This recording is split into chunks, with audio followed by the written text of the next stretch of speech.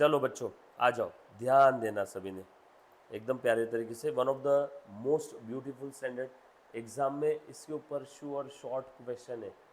Accounting standard number 10, पहले इसका नाम था अकाउंटिंग फॉर फिक्स एसेट, बाद में इसका नाम बदल करके हो गया accounting standard number 10 property plant and equipment. Sir ये फिक्स एसेट से पीपीई क्यों किया इन्होंने? क्योंकि ये सब स्टैंडर्ड अब इंड एएस की ओर अपना कदम बढ़ा रहे हैं, और इंड एएस के अंदर में कहीं पे भी फिक्स एसेट ऐसा कोई वर्ड यूज़ नहीं किया जाता है। इंड एएस के अंदर में जहाँ जहाँ टेंजिबल फिक्स एसेट आती है वहाँ वहाँ टेंजिबल फिक्स एसेट को वो लोग प्यार से पीपीई कहते हैं, property plant and equipment, right. So बड़ा सिंपल सा लॉजिक है। As we are moving towards the Ind AS, henceforth fix asset का नाम अब हर जगह पे आपको क्या देखने मिलेगा? पीपीई, बरोबर। आ जाओ ध्यान से सुनना। आप सभी लोग जानते हो भारत अभी एक ऐसी कंट्री है जहाँ पे एट ए टाइम दो दो अकाउंटिंग स्टैंडर्ड चल रहे हैं।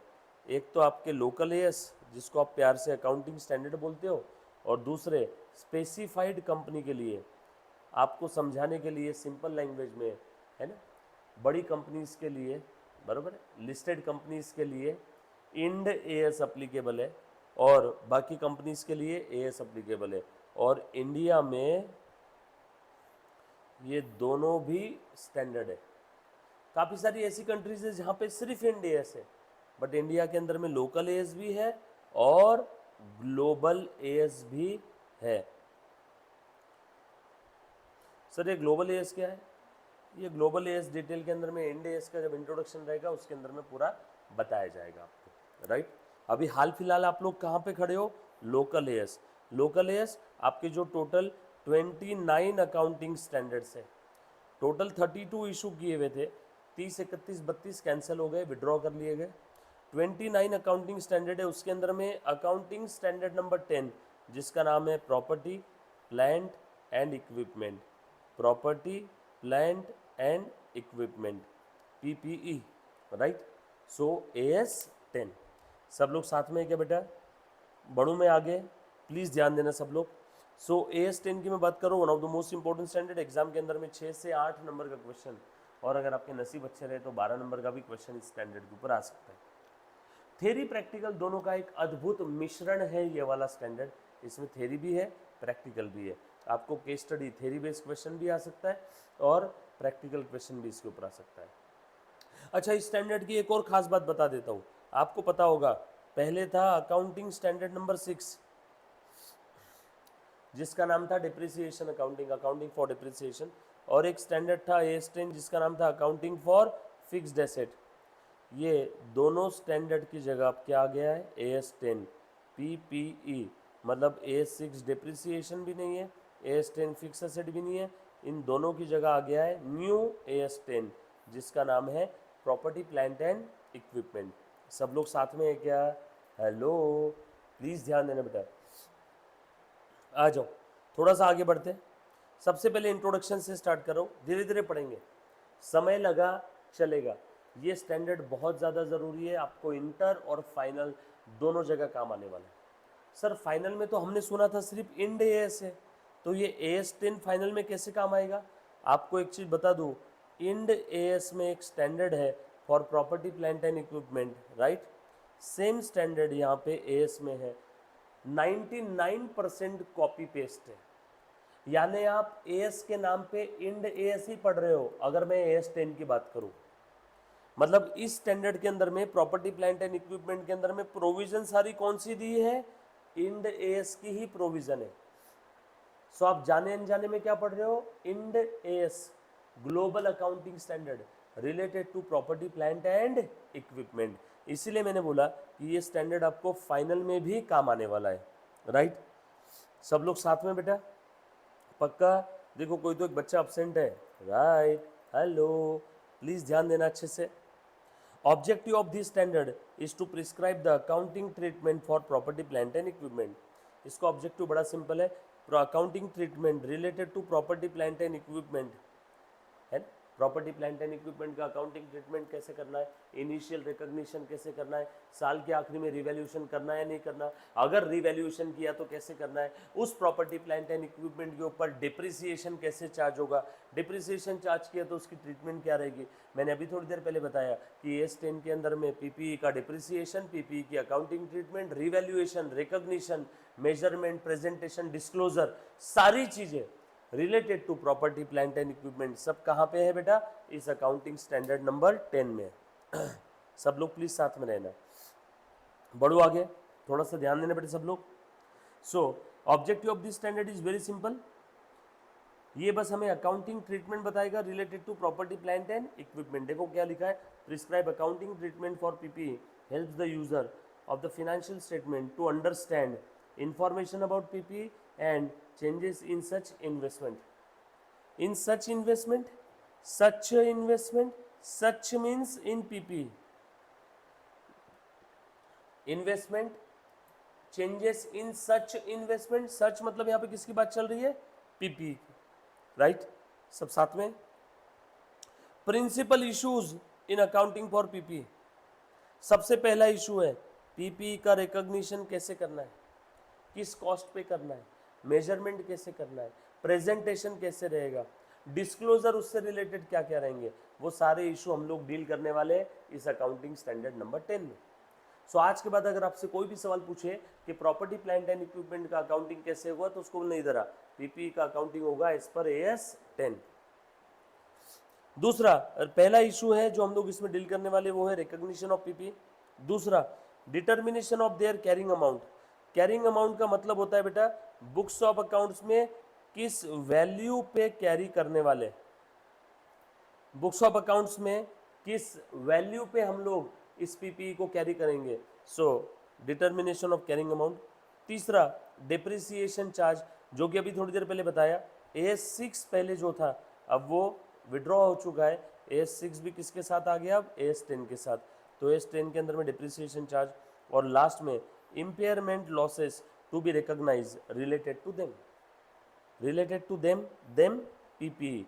सो पीपीई से रिलेटेड अगर कोई इम्पेयरमेंट लॉस है, अब आपका सवाल, सर इम्पेयरमेंट लॉस मतलब क्या, छोटी छोटी चीजें, समरी नोट्स मेरे साथ साथ बना लो बेटा। ऑब्जेक्टिव ऑफ AS10 फट से लिख लेना, accounting treatment of the PPE, फिर उसके बाद major issues to be cope up और to be cover up in this standard, कौन कौन से मेजर इशू है, और साथों साथ इम्पेयरमेंट लॉस का मतलब क्या है, ध्यान से सुनना। इम्पेयरमेंट लॉस का मतलब होता है अगर आपके पास कोई पीपीई है, property plant and equipment, example में मैं लिखता हूँ plant and machinery is an example of PPE, property plant and equipment. इस प्लांट एंड मशीनरी का book value, carrying amount, book value ये दिख रहा है 80 लैक्स, और इसकी मार्केट वैल्यू दिख रही है 70 लैक्स। मतलब ये जो असेट्स आप बुक में दिखा रहे हो 80 लाख की, इसकी मार्केट वैल्यू तो 70 लैक्स ही है। अगर ये एसेट आप आज बेचने जाओ तो आपको 70 लाख ही मिलेगा। मतलब आप जबरदस्ती आपके बैलेंस शीट को ओवर स्टेट कर रहे हो। सब लोग साथ में है कि अपने होने का एहसास दो, एक अंगूठा लगाओ बेटा फटाफट से मैसेज के अंदर में गाइस। सो प्लीज ध्यान देना, ऐसी कोई एसेट जिसकी मार्केट वैल्यू उसके बुक वैल्यू से काफी कम है, मार्केट वैल्यू कम है, बुक वैल्यू ज्यादा है, मतलब अगर ये एसेट आप बेचने जाओगे तो आपको कितना मिलेगा, ओनली 70 लाख। लेकिन आप बुक में कितनी दिखाए जा रहे हो, 80 लाख। बुक में कितना दिखा रहे हो बेटा, 80 लाख। ये तो गलत बात है। आप आपकी बैलेंस शीट को जबरदस्ती ओवर स्टेट कर रहे हो, आप आपकी बैलेंस शीट को बड़ा चढ़ा के दिखा रहे हो, प्रूडेंस कॉन्सेप्ट आपने हट कर दिया। तो यहाँ पे आपने तुरंत के तुरंत क्या करना चाहिए, यहाँ पे जो लॉस होने वाला है आपको, कितने का लॉस है, 10 लाख का, बस इसी को कहते हैं इम्पेयरमेंट लॉस। अभी तक आपने एसेट बेचा नहीं है, लेकिन अगर आप बेचने जाओगे तो आपको 10 लाख का लॉस होगा। मतलब आपकी एसेट इम्पेयर्ड हो गई है, आप जबरदस्ती बुक में ज्यादा दिखा रहे हो, मार्केट वैल्यू उसकी कम है, मतलब आपकी एसेट क्या हो गई है बेटा, आपकी एसेट इम्पेयर्ड हो गई है। क्या हो गई है बेटा, आपकी एसेट इम्पेयर्ड, लॉस हो गया, उसकी वैल्यू कम हो गई, आपने अभी तक असेट बेचा नहीं है, बट आपको आपकी असेट की ट्रू वैल्यू पे उसे लेके आना होगा। सो इम्पेयरमेंट लॉस का ट्रीटमेंट कैसे रहेगा, उससे रिलेटेड अकाउंटिंग क्या रहेगी, वो सारी बातें भी AS10 में आने वाली है। चलो बेटा वन मोर टाइम, एक बार मेरे साथ साथ बोलो। AS10 के अंदर में हम लोग क्या क्या देखने वाले हैं? Recognition of PP, determination of their carrying amount, depreciation charge and impairment loss if any, इन सब की अकाउंटिंग ट्रीटमेंट, इन सब का recognition, measurement, presentation, disclosure in the financial statement, ये सब किसके हिसाब से होगा? As per accounting standard number 10, जिसका नाम है PPE। समझ में आया ये स्टैंडर्ड में हम लोग क्या पढ़ने वाले? थोड़ा सा आगे बढ़ो बेटा, सब लोग प्लीज ध्यान देना। Scope of the standard, most important, as a general principle AS10 revised should be applied in accounting for PPE। इसमें कुछ एक्सेप्शन है। क्या क्या एक्सेप्शन है? When another accounting standards requires or permits different accounting treatment, तो वहां पे AS10 applicable नहीं रहेगा। सर एग्जाम्पल, जैसे for example AS19 accounting for leases, तो लीज होल्ड प्रॉपर्टी, भले ही प्रॉपर्टी प्लांट एंड इक्विपमेंट है आपके लिए, लीज होल्ड प्रॉपर्टी, भले ही प्रॉपर्टी प्लांट एंड इक्विपमेंट आपके लिए होगी, स्टिल लीज होल्ड प्रॉपर्टी के लिए we will follow AS19 and not AS10। So leasehold property के लिए AS19 बोला है ना, जहां पे अनदर अकाउंटिंग स्टैंडर्ड, कोई तो सेपरेट अकाउंटिंग स्टैंडर्ड है AS10 के अलावा, जैसे AS19। उसके बाद और एक स्टैंडर्ड है AS13 अकाउंटिंग फॉर इन्वेस्टमेंट। आपने कोई बिल्डिंग परचेस किया इन्वेस्टमेंट पर्पस के लिए, तो वहां पे भले ही वो building property plant and equipment की डेफिनेशन फुलफिल करती होगी, बट फिर भी उस इन्वेस्टमेंट इन बिल्डिंग का अकाउंटिंग AS10 के हिसाब से नहीं होगा, AS13 के हिसाब से होगा, राइट। उसके बाद ध्यान देना बेटा, AS19 हो गया, AS13 हो गया, देन AS14 के अंदर में अमेलगमेशन। अमलगमेशन के दौरान जब आपने कोई तो दूसरा कंपनी एक्वायर किया, उस समय आपको जो कोई भी एसेट्स मिली होगी, तो उन एसेट्स की अकाउंटिंग आप किस हिसाब से करोगे?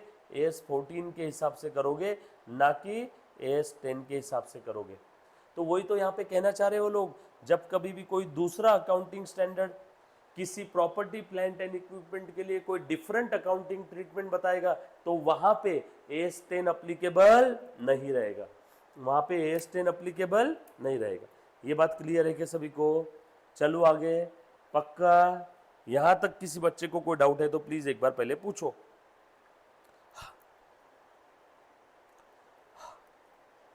चलो बेटा आगे, ऑल सेट, डन, आ जाओ। अब AS10 नॉट अप्लीकेबल टू, हम लोग स्कोप देख रहे बेटा, स्कोप इसका निगेटिव सेंस में है।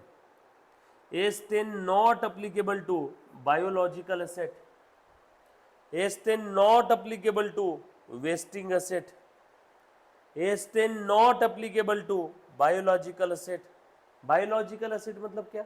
आपका फार्म हाउस है, आपके फार्म हाउस पे कोमड़िया है, कोमड़ी समझते हो क्या?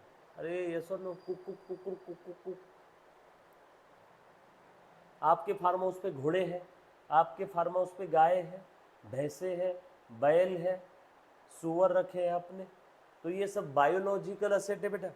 तो ये बायोलॉजिकल एसेट्स के लिए AS10 अप्लीकेबल नहीं है, भले ही वो एसेट्स की डेफिनेशन फुलफिल करती हो, बट उनके लिए AS10 अप्लीकेबल नहीं है।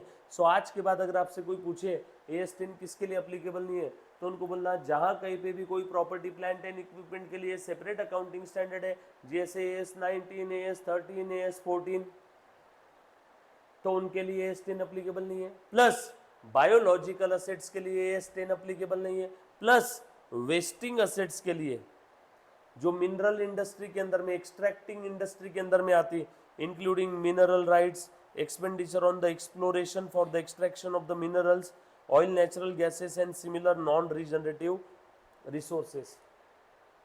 ये एक्सट्रैक्टिंग इंडस्ट्री है। जब कभी भी आप जमीन के नीचे से कुछ एक्सट्रैक्ट कर रहे हो, जब कभी भी आप जमीन के नीचे से कोयला है ना, ऑयल, गैसेस कुछ एक्सट्रैक्ट कर रहे हो, तो उस समय जो भी वेस्टिंग एसेट्स है जैसे coal mines, lease, quarries, yes और नो, तो कोल माइंस कोयले की खान, सोने की खान, हीरे की खान, तेल का कुआं, तो ये जो सारी एसेट्स है, माइंस, क्वेरीज, ऑयल वेल्स, ये भी सारी आपकी एसेट्स है, बट इनके लिए भी AS10 अप्लीकेबल नहीं है। बायोलॉजिकल एसेट्स के लिए भी AS10 अप्लीकेबल नहीं है।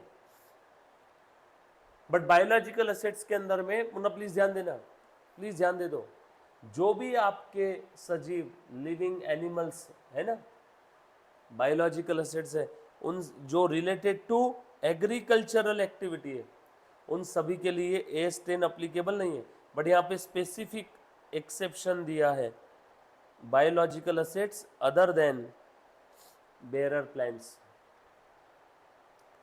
Biological assets other than bearer plant, मतलब बेरर प्लांट के लिए AS10 अप्लीकेबल है।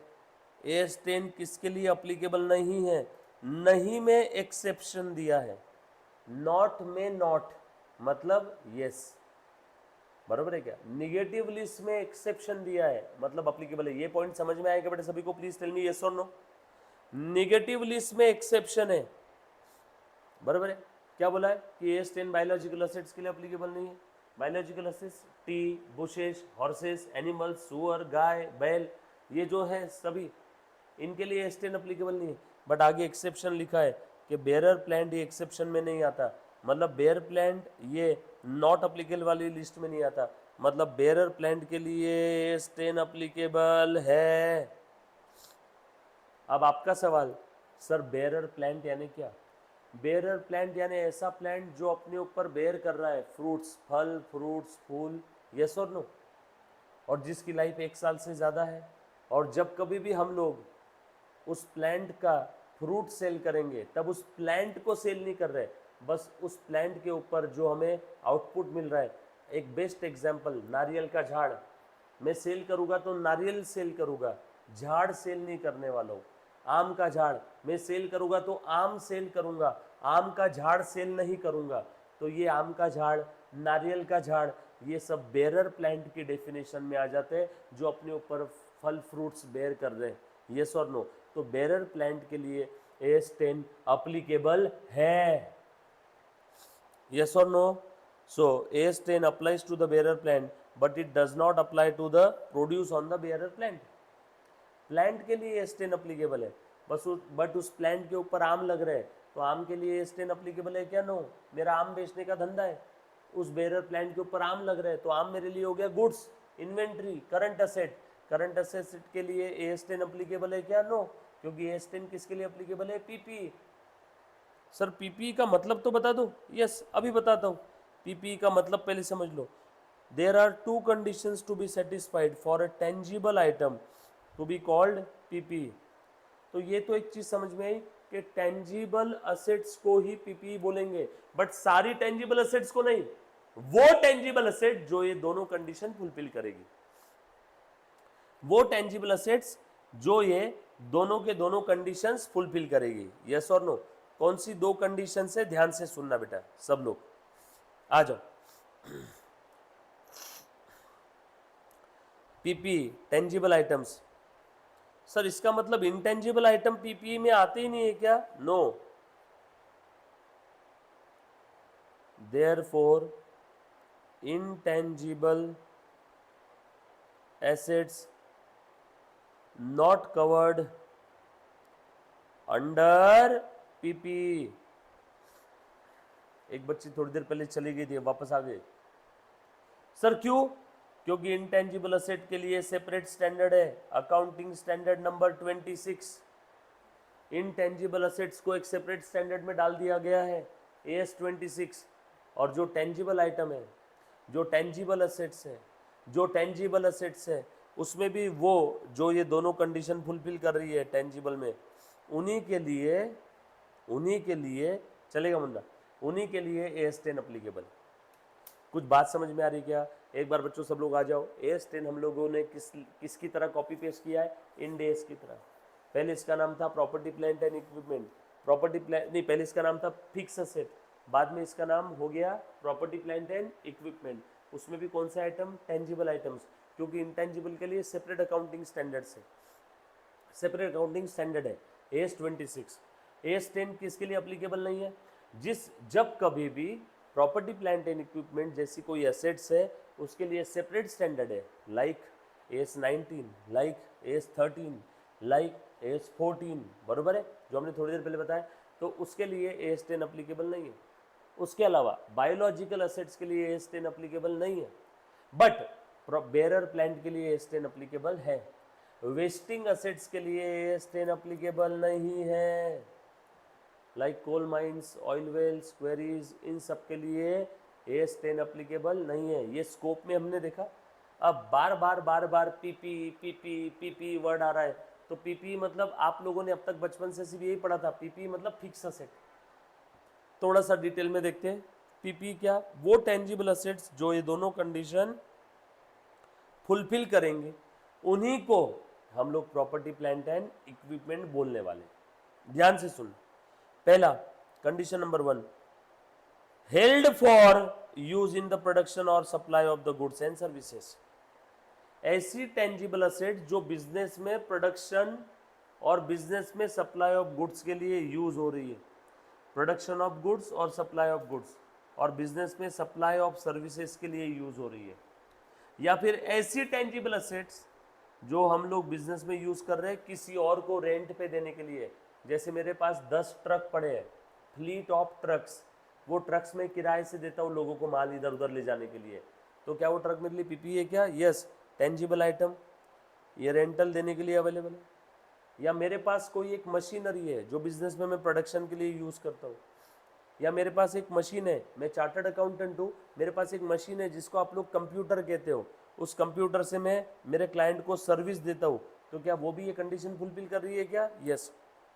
या फिर फॉर एडमिनिस्ट्रेटिव पर्पज, मैंने मेरे ऑफिस के अंदर में बायोमेट्रिक डिवाइस लगा करके रखा है। अब वो बायोमेट्रिक डिवाइस ना ही प्रोडक्शन में यूज हो रहा है ना ही मेरे सप्लाई ऑफ सर्विस में, लेकिन उस बायोमेट्रिक डिवाइस से मैं ये पता लगाता हूँ मेरे ऑफिस के अंदर में कौन सा स्टाफ कब आया और कब जा रहा है। बरोबर है क्या? कुछ बात समझ में? तो ये एडमिन पर्पस के लिए कैमरे लगा करके रखे, बायोमेट्रिक डिवाइस लगा करके रखा अटेंडेंस के लिए, तो ये एडमिन में यूज हो रहा है, चाहे प्रोडक्शन में यूज हो, सप्लाई में यूज हो, रेंटल फॉर अदर्स और एडमिन पर्पस के लिए।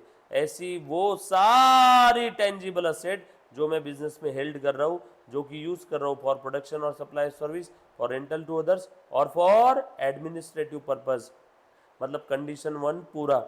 एंड कंडीशन नंबर 2 है, एंड कंडीशन नंबर 2 है, एंड कंडीशन नंबर 2 है, सुनना जरा गौर करना। एंड कंडीशन नंबर 2 है, use for more than 12 month, use for more than 12 month. तो अगर कोई ऐसी टेंजिबल असेट जो ये दोनों भी कंडीशन पूरी कर रही है, उस टेंजिबल असेट्स को मैं प्यार से पीपी बोल दूंगा। टेंजिबल बोला है मतलब इनटेंजिबल यहाँ नहीं आएगा, वो AS 26 में आएगा। ये बात समझ में आई सभी को? सो पीपी का मतलब समझ में आया? पक्की बात? डन। चलो आ जाओ, बढ़ो आगे। अब ऊपर में एडमिनिस्ट्रेटिव पर्पस दिया था, ऑलरेडी मैंने आपको बताया बेटा एडमिनिस्ट्रेटिव पर्पस का मतलब क्या है। The term administrative purpose has been used in wider sense, it includes all the business purposes. Thus, PP would include the assets used for selling and distribution. Admin purpose के लिए biometric device लगा करके रखे, admin purpose के लिए camera लगा करके रखे, एडमिन पर्पस के लिए मैंने और कोई सिस्टम या सॉफ्टवेयर, सॉफ्टवेयर नहीं बोलेंगे, कोई सिस्टम लेकर के रखा हुआ है। बरोबर है ना? सॉफ्टवेयर तो इंटेंजिबल्स में आ जाएगा।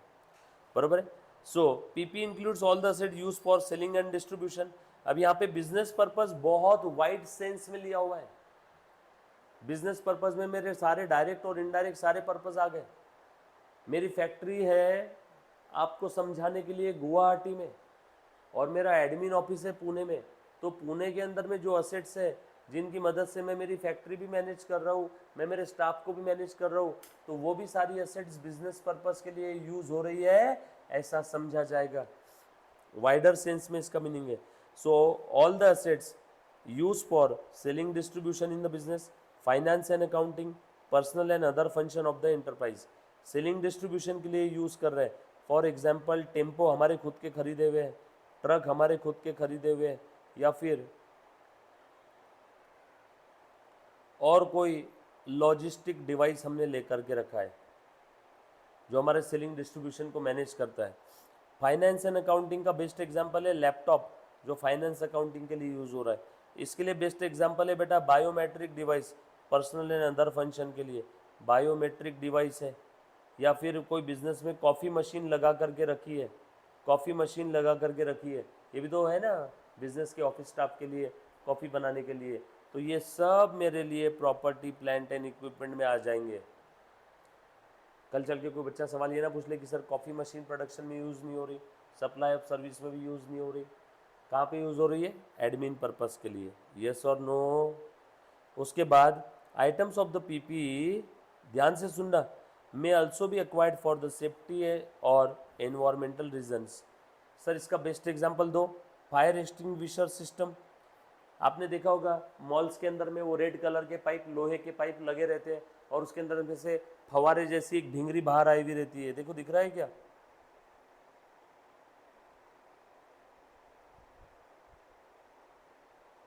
और अगर कहीं आग लग जाए तो इसमें से बारिश आ जाएगी।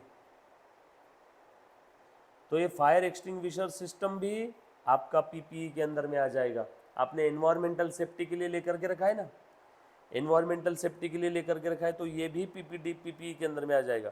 The acquisition of such PPE, although भले ही ये सारी एसेट्स ये ये ये आप डायरेक्टली बिजनेस में यूज नहीं कर रहे हो, है ना, although not directly increasing the future economic benefits of any particular existing item of the PPE may be necessary, ये necessary है, स्टाफ के लिए कॉफ़ी मशीन नेसेसरी है, स्टाफ के सेफ्टी के लिए fire extinguisher system, alarm system necessary है, biometrics necessary है, तो ये सब पीपीई के अंदर में आ जाएगी।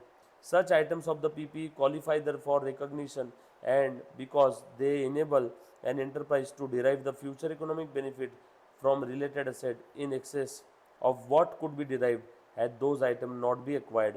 बस कुछ नहीं, ये जनरल है, बस इसीलिए हम लोग इन सारे डिवाइसेस को भी, इन सारे पीपीई को भी, जो भले ही डायरेक्टली आपके बिजनेस पर्पस के लिए यूज नहीं हो रहे, फिर भी हम लोग इनको पीपीई के अंदर में कंसिडर करने वाले हैं। अरे कच्छू बात समझ में आई क्या? यस और नो? हेलो बच्चों, इसके कुछ एग्जाम्पल्स हैं, या आप एग्जाम्पल्स घर पे रीड करोगे, ध्यान से सुनना। इम्पेयरमेंट लॉस का मैंने स्टार्टिंग में बताया था, बरोबर है। इम्पेयरमेंट हम लोग चेक करेंगे यहाँ पे, बट उसकी अकाउंटिंग ट्रीटमेंट के लिए एक सेपरेट स्टैंडर्ड है AS 28, आएगा आगे तब देखेंगे। Other definitions, most important part है बायोलॉजिकल असेट्स। सो अभी ध्यान देना, हमने अभी अभी थोड़ी देर पहले देखा था, एक बार फटाफट से रिकैप करो। हम लोग देख रहे हैं अकाउंटिंग स्टैंडर्ड नंबर 10 जिसका नाम है property plant and equipment. PPE का स्कोप हमने देखा किस किस के लिए अप्लीकेबल नहीं है, नहीं है उसमें लिखा था बायोलॉजिकल असेट, बट उसी में आगे लिखा था but for bearer plant PPE applicable, AS 10 applicable, wasting assets के लिए नॉट अप्लीकेबल, बायोलॉजिकल असेट्स के लिए नॉट अप्लीकेबल, बेयरर प्लांट्स के लिए अप्लीकेबल, इनटेंजिबल असेट्स के लिए नॉट अप्लीकेबल। वो टेंजिबल असेट जो वो दोनों कंडीशन फुलफिल कर रही है, कौन सी दो कंडीशन है मेरे साथ साथ रिकॉल करो बेटा। कंडीशन नंबर 1, प्रोडक्शन और supply of goods and services के लिए यूज हो रही है। अरे यस और नो? याद आ रही है सभी को condition? For rental to others use हो रही है और फॉर एडमिन पर्पज यूज हो रही है। और दूसरी condition for more than 12 month use हो रही है। अगर ये दोनों कंडीशन, कंडीशन नंबर 1 में 3 बातें बोली है, for production and supply of goods and service, rental to others, for admin purpose, ये कंडीशन 1 में 3 बातें बोली है, एंड दूसरी कंडीशन में बोला है यूज मोर देन 12 मंथ। तो वो सारे टेंजिबल असेट्स जो ये दोनों कंडीशन को फुलफिल करती है, बरोबर है, उन सभी को हम लोग पीपीई के डेफिनेशन में ले लेंगे। और admin use, admin purpose, business purpose का जो मीनिंग है वो काफ़ी वाइडर सेंस में बताया गया है। डायरेक्टली और indirectly in the business use हो रहा है, डायरेक्टली और indirectly in the business use हो रहा है, तो वो सब मेरे लिए क्या हो जाएगा? पीपीई। बट हाँ, सब्जेक्ट टू दैट 2 कंडीशंस, ये आपने याद रखना है। तो ऊपर बायोलॉजिकल असेट्स आया था, अब सब लोग साथ में रहना बेटा, यहाँ तक किसी बच्चे को कोई डाउट है तो ये नहीं पड़ी? हाँ बच्चों, बायोलॉजिकल असेट्स का मीनिंग बताओ, पहले ये सब चीज़ें क्लियर है, बता दो एक बार बेटा।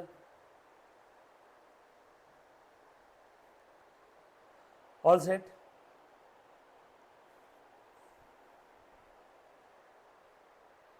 चल आज अब बायोलॉजिकल असेट्स मतलब, ध्यान से सुनना, एक स्टैंडर्ड है जो अभी भी अंडर डेवलपमेंट है।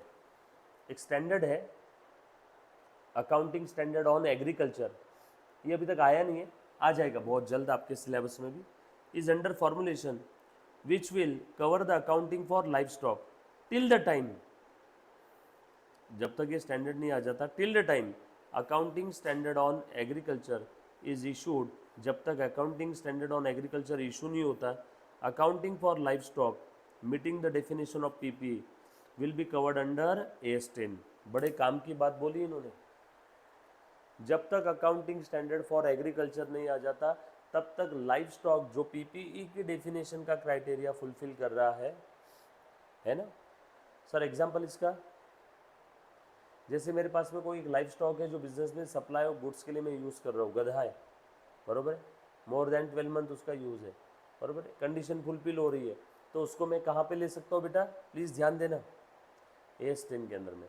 अदरवाइज AS10 के अंदर में लाइफ स्टॉक नहीं आना चाहिए। ये बहुत जल्द आ जाएगा मेरे ख्याल से, आ भी गया होगा, एक बार इंस्टीट्यूट की वेबसाइट पे मैं चेक कर लूँगा, बट अभी आपके सिलेबस में जब तक ये नहीं आता, जब तक नोटिस नहीं आती, तब तक आपने एग्रीकल्चर का अकाउंटिंग स्टैंडर्ड नहीं देखा तो भी चलेगा। बायोलॉजिकल असेट्स में क्या आता है, living animal, AS10 does not apply if definition of the PP not met.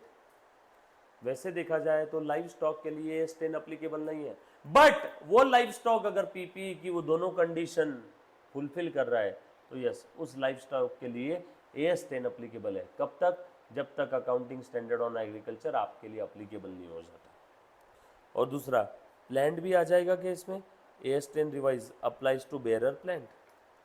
So biological assets यानी लाइव स्टॉक और live animals and the plants, but plants के लिए अप्लीकेबल नहीं है। कौन से प्लांट्स के लिए अप्लीकेबल है, लेकिन बेरर प्लांट्स के लिए। जैसे आपने आपके खेत में गेहूँ उगाया, गन्ना उगाया, तो ये जो गेहूँ या गन्ना है, क्या ये बेरर प्लांट है, क्या ये बेरर प्लांट है? रुको अभी चेक करते हैं। बेरर प्लांट मतलब एक ऐसा प्लांट जिसके ऊपर फ्रूट्स आ जाते हैं और आप लोग वो फ्रूट्स को निकाल के वो प्लांट को वो हार्म किए बगैर, वो प्लांट को काटे बगैर आप बस उसके फ्रूट्स निकाल के अलग से बेच सकते हो, तो वो जो प्लांट है वो बेरर प्लांट रहेगा। हाँ, मोर देन 12 मंथ का यूज़ चाहिए। लेकिन अगर मैं गेहूं के झाड़ की बात करूं, गेहूं जो रहता है ना अपना, जो ईल्ड आप खेत में निकालते हो, गेहूं गन्ना, तो जब हम लोगों को किसी को गेहूं बेचना है तो हमें पूरा का पूरा वो गेहूं का जो प्लांट रहता है ना, पूरा कट करना पड़ता है। गन्ना मुझे किसी को बेचना है तो गन्ना पूरा कट करना पड़ता है, यस और नो। मतलब इनकी लाइफ 12 मंथ से ज़्यादा नहीं है और वो पूरा का पूरा कट करते हैं। ऐसा नहीं कि गेहूं के ऊपर के सिर्फ गेहूं निकाल के दे देंगे और अगली बार उसके ऊपर फिर से गेहूं आएगा, नो, ऐसा नहीं है। मतलब गेहूं का ये जो प्लांट होते हैं, है ना, जो खेत में ईल्ड आता है, गन्ना है, ये सब बेरर प्लांट नहीं है। आम का झाड़ बेरर प्लांट है, नारियल का झाड़ बेरर प्लांट है। आम नारियल निकालने के बाद में भी वो झाड़ वैसे ही रहेगा, अगले साल फिर वो फल फ्रूट आपको देने वाला है, यस और नो। तो bearer plant, don't worry, bearer plant का मीनिंग अभी आगे आने वाला है। सो प्लांट के लिए अप्लीकेबल नहीं है, बट बेरर प्लांट के लिए अप्लीकेबल है। उसके बाद बेरर प्लांट का मतलब समझना, is a plant, low thank you so much, हमें तो मालूम ही नहीं था bearer plant is a plant, okay, which satisfy all 3 condition, is use in the production और सप्लाई। मेरा बिजनेस है आम बेचने का, तो मैं मेरे बिजनेस के अंदर में यूज कर रहा हूँ उस प्लांट के आम को, प्लांट काट के नहीं दे रहा हूँ किसी को, ध्यान से सुनना। Is use in the production और सप्लाई ऑफ एग्रीकल्चर प्रोड्यूस, यहाँ प्रोड्यूस यानी क्या हो गया बेटा, अरे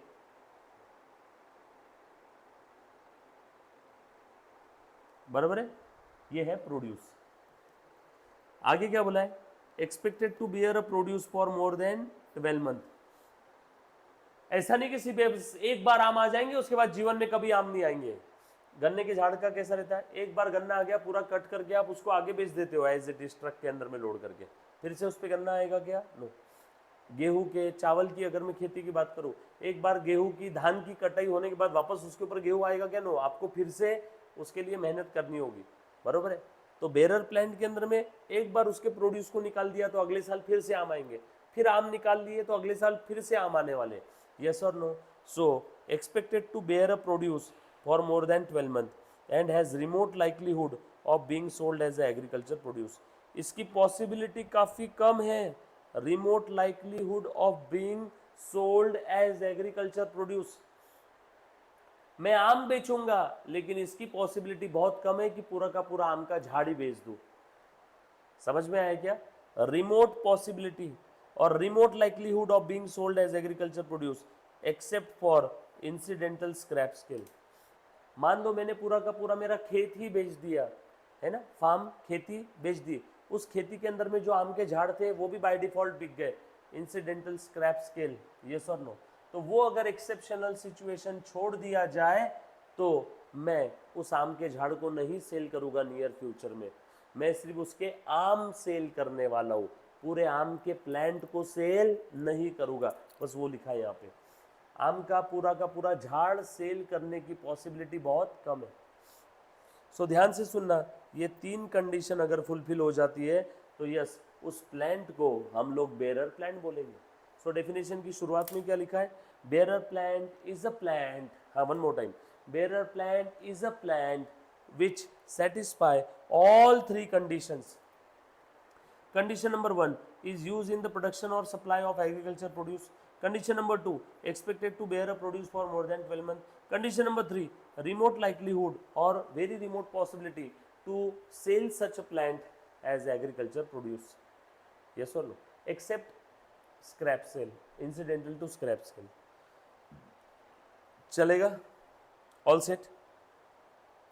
एग्जाम में इसके ऊपर थ्योरी क्वेश्चन आ चुका है for 3 to 4 marks, for 3 to 4 marks, yes और no, याद रहेगा सभी को? पक्की बात? डन? क्लियर?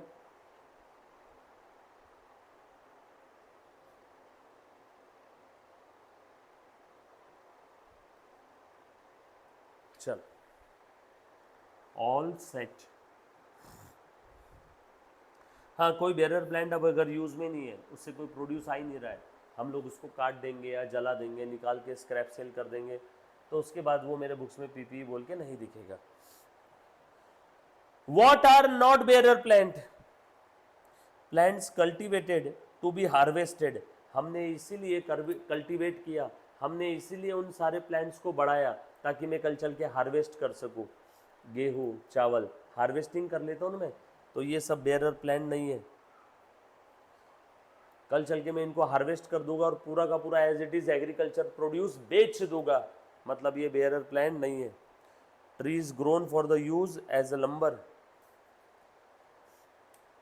ऐसे ट्रीज है जो मैं बढ़ा रहा हूँ बट आगे इनको एज इट इज बेचने के लिए, ऐसे ट्रीज जिनको मैं बढ़ा रहा हूँ बट आगे एज इट इज बेचने के लिए, यस और नो? समझ में आई क्या बात सभी को? सर लंबर का मतलब क्या होता है बेटा? लंबर लंबर लंबर,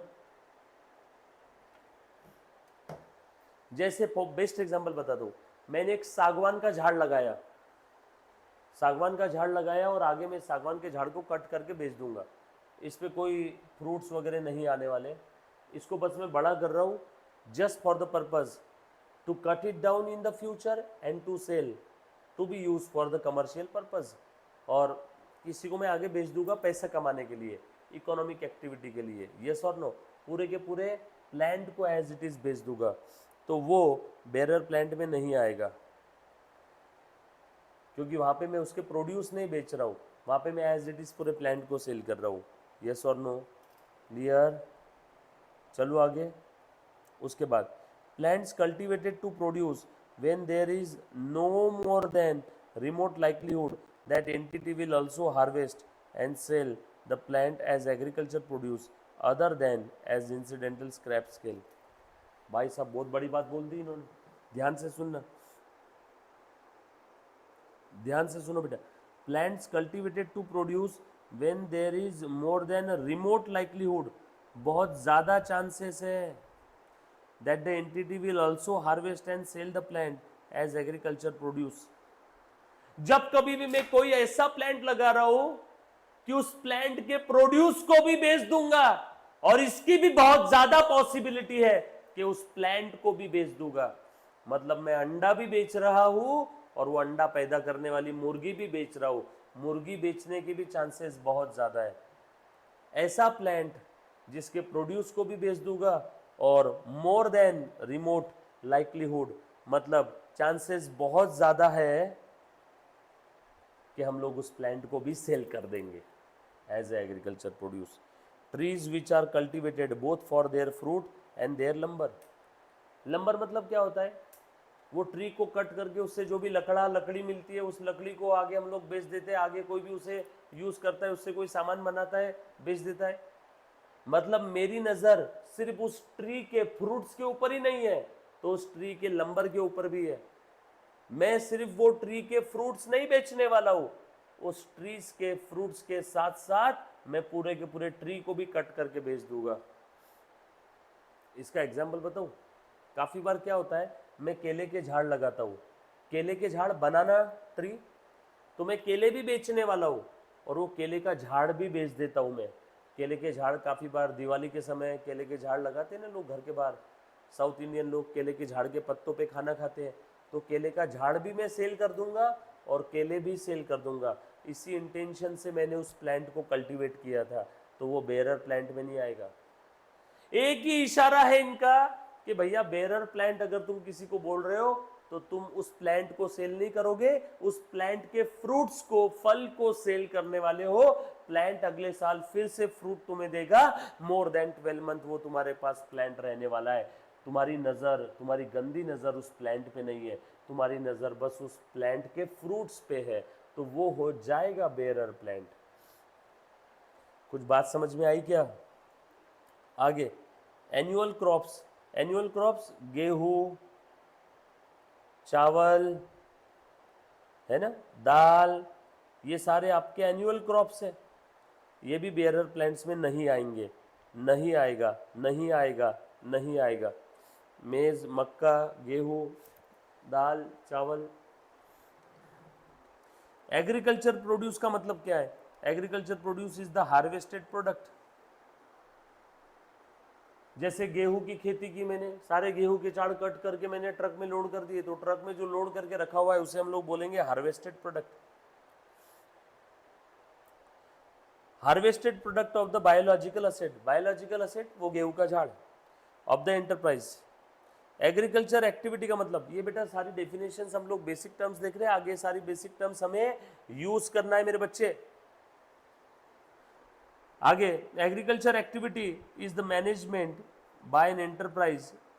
किसका मैनेजमेंट? मैनेजमेंट ऑफ, किसका management? Management of biological transformation and harvest of biological assets. क्यों हार्वेस्ट कर रहे हैं? For sale, for conversion into agriculture produce और इनटू एडिशनल बायोलॉजिकल असेट। कभी कभी मैं ये बायोलॉजिकल असेट्स को, इन प्लांट्स को मैं हार्वेस्ट करता हूँ बेचने के लिए, कभी कभी मैं इनको हार्वेस्ट करता हूँ किसी दूसरे बायोलॉजिकल असेट्स या किसी दूसरे इनपुट में कन्वर्ट करने के लिए। एग्जाम्पल, जैसे मेरा शक्कर बनाने का काम है, मेरा शुगर मैन्युफैक्चरिंग फैक्ट्री है, तो मैंने गन्ने की खेती की, गन्ना कट किया, गन्ना हार्वेस्ट कर दिया, तो अब ये जो गन्ना है ये मैं बेचने के लिए मैंने कट किया, या मेरी ही फैक्ट्री में, शक्कर बनाने वाली फैक्ट्री में, शुगर मैन्युफैक्चरिंग में मैं इसे यूज करने के लिए कट किया। देखो बोला है ना, for conversion into agriculture produce और इनटू एडिशनल बायोलॉजिकल असेट, या तो सेल के लिए या तो कन्वर्जन के लिए, बराबर है, अनदर एग्रीकल्चर प्रोड्यूस के लिए, या फिर फॉर एडिशनल बायोलॉजिकल असेट्स। कभी कभी एक बायोलॉजिकल असेट्स को हम लोग कट करते हैं तो उससे दूसरी बायोलॉजिकल असेट्स बन जाती है। ये सो नो, खेतों के अंदर में झाड़ वगैरह ये इनके सब कट होके कभी कभी पड़े रहते हैं, तो उससे खत बन जाता है, बरोबर है, खत समझते हो, झाड़ उगाने के लिए खाद, खाद जो लगती है, अनदर बायोलॉजिकल असेट्स। कुछ बात समझ में आ रही? तो ये सब मेरे लिए क्या है? Agriculture activity. So agriculture activity is basically, फिर से एक बार देखना, मैनेजमेंट किसका? अब biological transformation and harvest of the biological assets for sale, for conversion and for to be converted into another biological assets. इन सब के ऊपर एग्जाम में थ्योरी क्वेश्चन आ सकता है। एग्रीकल्चर एक्टिविटी का मतलब क्या है, फटाफट से बताओ। मैनेजमेंट है, किसका management? Management by an enterprise of biological transformation and harvest of biological asset. Biological transformation and harvest of biological assets, इन दोनों का मैनेजमेंट मतलब agriculture activity. Then recognition criteria for PP, one of the most important part. अभी तक हमने जो भी देखा ये सारी बेसिक चीज़ें थी। टोटल में 4 मुद्दे अभी तक देखे। सबसे पहले AS10 का नाम, AS10 का स्कोप, पीपीई का स्कोप, कहाँ कहाँ अप्लीकेबल है, कहाँ कहाँ अप्लीकेबल नहीं है, क्यों अप्लीकेबल नहीं है, क्योंकि may be separate accounting standards होगा। फिर उसके बाद कुछ डेफिनेशंस इसमें आती है। पीपीई का मतलब क्या है, बायोलॉजिकल असेट्स क्या है, बेरर प्लांट्स क्या है, एग्रीकल्चर एक्टिविटी क्या है, ये कुछ 3-4 चीज़ें देखिए। उसके बाद अगला कॉन्सेप्ट है इस टॉपिक का छोटू सा, रिकॉग्निशन क्राइटेरिया फॉर पीपी। पहले एक बार बता दो, यहाँ तक किसी बच्चे को अगर कोई डाउट है तो प्लीज़ एक बार वापस पूछो बेटा। AS10 यहाँ तक anybody any kind of doubt. सबसे पहले बेटा क्या दिया था इंट्रोडक्शन के अंदर में, ये स्टैंडर्ड्स क्या बता रहा है, अकाउंटिंग ट्रीटमेंट ऑफ पीपी। इसका ऑब्जेक्टिव क्या है, to prescribe accounting treatment of the PP, help users of the financial statement to understand information about PPE and changes in the investment in such investment in PPE। उसके बाद कौन कौन से मुद्दे हम लोग यहाँ पे डील करने वाले हैं। पीपीई का रिकॉग्निशन जो हम लोग अभी देखेंगे, determination of their book value और carrying amount, then depreciation, then impairment losses if any, then scope of the standard. AS10 कहाँ पे अप्लीकेबल नहीं है, not applicable to biological assets and wasting asset but applicable to bearer plants. Then उसके बाद हमने PPE का meaning देखा, कौन सी 2 कंडीशंस फुलफिल होने के बाद कोई भी टेंजिबल असेट्स पीपीई बन जाएगी, ये 2 कंडीशंस है। उसके बाद बेरर प्लांट का मतलब देखा, एडमिनिस्ट्रेटिव पर्पस का मतलब देखा, अदर डेफिनेशन में बायोलॉजिकल असेट्स का मतलब देखा। बायोलॉजिकल असेट्स मतलब बेसिकली हम लोग प्यार से बोल सकते हैं living animal and plant. Biological assets living animal and plant. बहुत जल्दी लिविंग एनिमल के लिए और लाइफ स्टॉक के लिए अकाउंटिंग स्टैंडर्ड एंड एग्रीकल्चर आपके बुक्स में अप्लीकेबल हो जाएगा। तो उसके बाद वो लाइफ स्टॉक के लिए AS10 अप्लीकेबल नहीं रहेगा, टिल डेट AS10 अप्लीकेबल रहेगा। बट कंडीशन एक है, वो लिविंग एनिमल पीपीई की डेफिनेशन फुलफिल करना चाहिए, यस और नो। सो अगर कोई लिविंग एनिमल पीपीई की डेफिनेशन फुलफिल नहीं करता तो AS10 उसके लिए अप्लीकेबल नहीं रहेगा। Bearer plant is a plant that satisfies all 3 conditions. Then what are not bearer plants? Plants cultivated to be harvested as a agriculture produce, plants cultivated to produce when there is more than remote likelihood that the entity will harvest and sell the plant as agriculture produce। इसका मतलब क्या है, ध्यान से सुनना। हमने plant को cultivate किया, जिंदा रखा और उस प्लांट के फ्रूट्स भी बेच देंगे और बहुत ज़्यादा चांसेस है कि उस प्लांट को भी बेच देंगे, उस प्लांट के फ्रूट को भी बेच देंगे और उस प्लांट के लंबर को भी बेच देंगे। लंबर फ्रूट छोड़ के जो बचा हुआ धड़ है प्लांट का शरीर, उसे भी बेच देंगे, तो वो भी बेरर प्लांट नहीं है, बराबर है। कभी कभी हम प्लांट इसीलिए कल्टीवेट करते हैं ताकि हम लोग उसके लंबर को बेच सके। लंबर सागवान के झाड़ में कल्टीवेट करता हूँ ताकि उसके लंबर को बेच सकूँ, उसके बॉडी को बेच सकूँ, यस और नो। कुछ बात समझ में आ रही क्या रे सभी को? यहाँ तक किसी बच्चे को कोई तकलीफ है तो प्लीज़ मुझे एक बार पहले पूछो।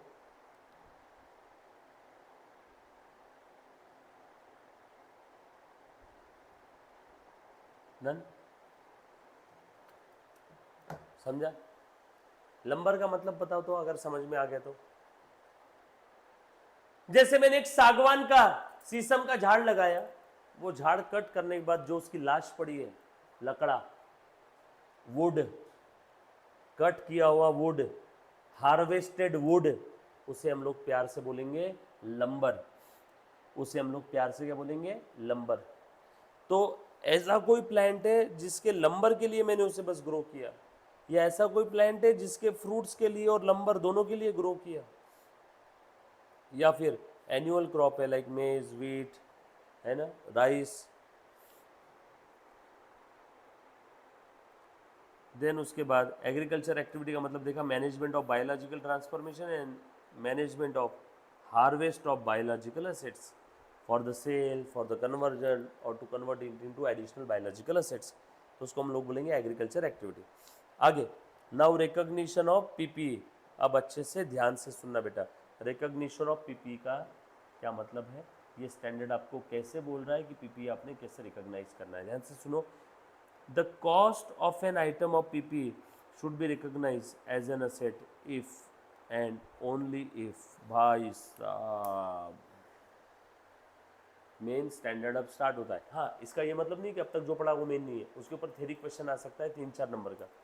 ध्यान से सुनना, अब रिकॉग्निशन ऑफ पीपीई कब रहेगा और कैसे रहेगा, जब कभी भी आप कोई property, plant and equipment acquire करोगे तो उसके एक्वाजिशन के लिए आपके जेब से जितना कॉस्ट गया, किसी प्रॉपर्टी, प्लांट एंड इक्विपमेंट के एक्वाजिशन के लिए आपके जेब से जितना कॉस्ट गया, उस कॉस्ट पे हम लोग उसे रिकॉग्नाइज करेंगे, सब्जेक्ट टू अ कंडीशन कि उस प्रॉपर्टी, प्लांट एंड इक्विपमेंट से हमें फ्यूचर इकोनॉमिक बेनिफिट मिलना चाहिए और उसकी कॉस्ट हम लोग आराम से रिलायबली मेजर कर सकते हैं।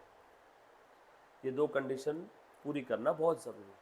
सो अगर मैं किसी पीपीई को रिकॉग्नाइज करूं, पहले तो पीपीई होना चाहिए। पीपीई होने के लिए मैंने थोड़ी देर पहले दो कंडीशन बताई थी, दोनों कंडीशन फुलफिल हो गई, यस पीपीई है। अब पीपीई है तो क्या करूं, आरती उतारूं, नो, उसे बुक्स में लिखना होगा ना, अकाउंटिंग करना होगा। अकाउंटिंग कैसे करेंगे, रिकॉग्निशन कैसे करेंगे, हम लोग वहां पे उसका रिकॉग्निशन उसकी कॉस्ट पे करेंगे। बट कैसे, कब, अगर उस पीपीई से फ्यूचर इकोनॉमिक बेनिफिट है एंड उसकी जो कॉस्ट है वो कॉस्ट हम लोग रिलायबली मेजर कर सकते हैं। कॉस्ट मेजरेबल होनी चाहिए। पता चला फ्यूचर इकोनॉमिक बेनिफिट तो है लेकिन मैं कॉस्ट मेजर नहीं कर सकता हूँ, तो उस समय मैं रिकॉर्डिंग कैसे करूँगा, अकाउंटिंग कैसे करूँगा। इसलिए दोनों कंडीशन फुलफिल होनी चाहिए, एक तो एफईबी होना चाहिए और दूसरा we can measure the cost of that PP reliably. अगर ये दोनों कंडीशन है तो yes you can recognise the PP in your books of accounts, right. Done, चले का आगे, पढ़ो आगे। अब आपसे मैं सवाल पूछना शुरू करूंगा, राइट, ध्यान देना।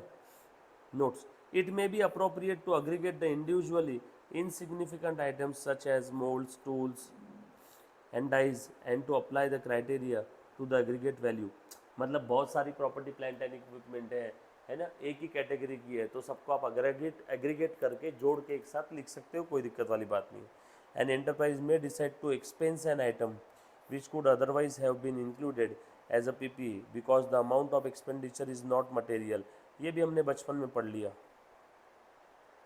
फ्यूचर इकोनॉमिक बेनिफिट भी है, कॉस्ट मेजर भी कर सकते हैं, बट जो कॉस्ट है वो कॉस्ट काफ़ी छोटी है, इममटेरियल है, तो उस समय एंटरप्राइज उसे एक्सपेंस ऑफ कर देगा। वो एंटरप्राइज के मैनेजमेंट का डिसीजन है, बिल्कुल ऐसे कर सकती है मैनेजमेंट। कुछ बात समझ में आई सभी को, पक्की बात। यहाँ तक किसी बच्चे को अगर कोई तकलीफ है तो प्लीज प्लीज एक बार पूछो।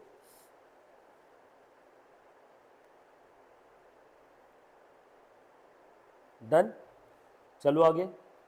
अब सब लोग अच्छे से ध्यान देना, इट्स क्विज टाइम, मेरे साथ साथ जवाब देना, आपने बताना है, ठीक है।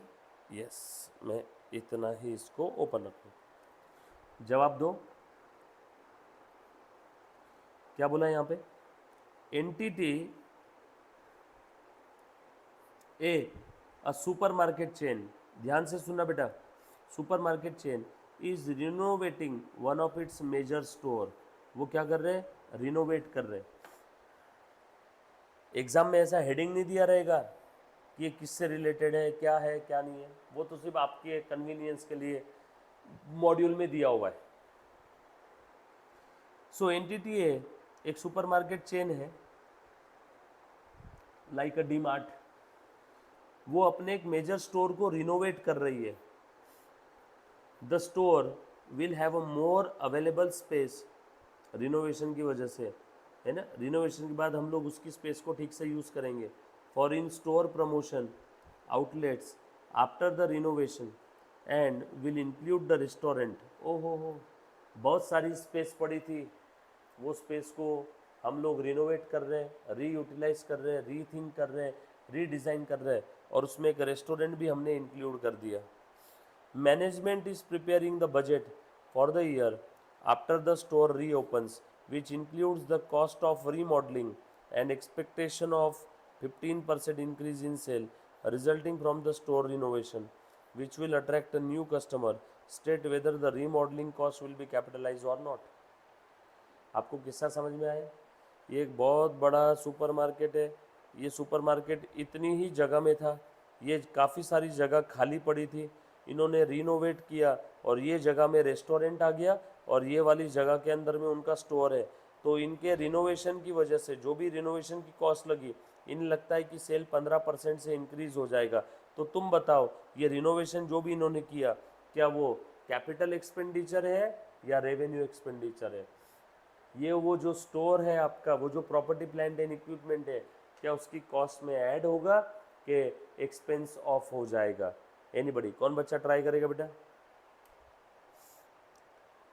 बोलो मुन्ना। अरे अभी तो बताया थोड़ी देर पहले कि अगर आप किसी पीपी को रिकॉग्नाइज करना चाहते हो, मतलब कैपिटल एक्सपेंडिचर दिखाना चाहते हो, तो उसके पीछे दो कंडीशन जरूरी है।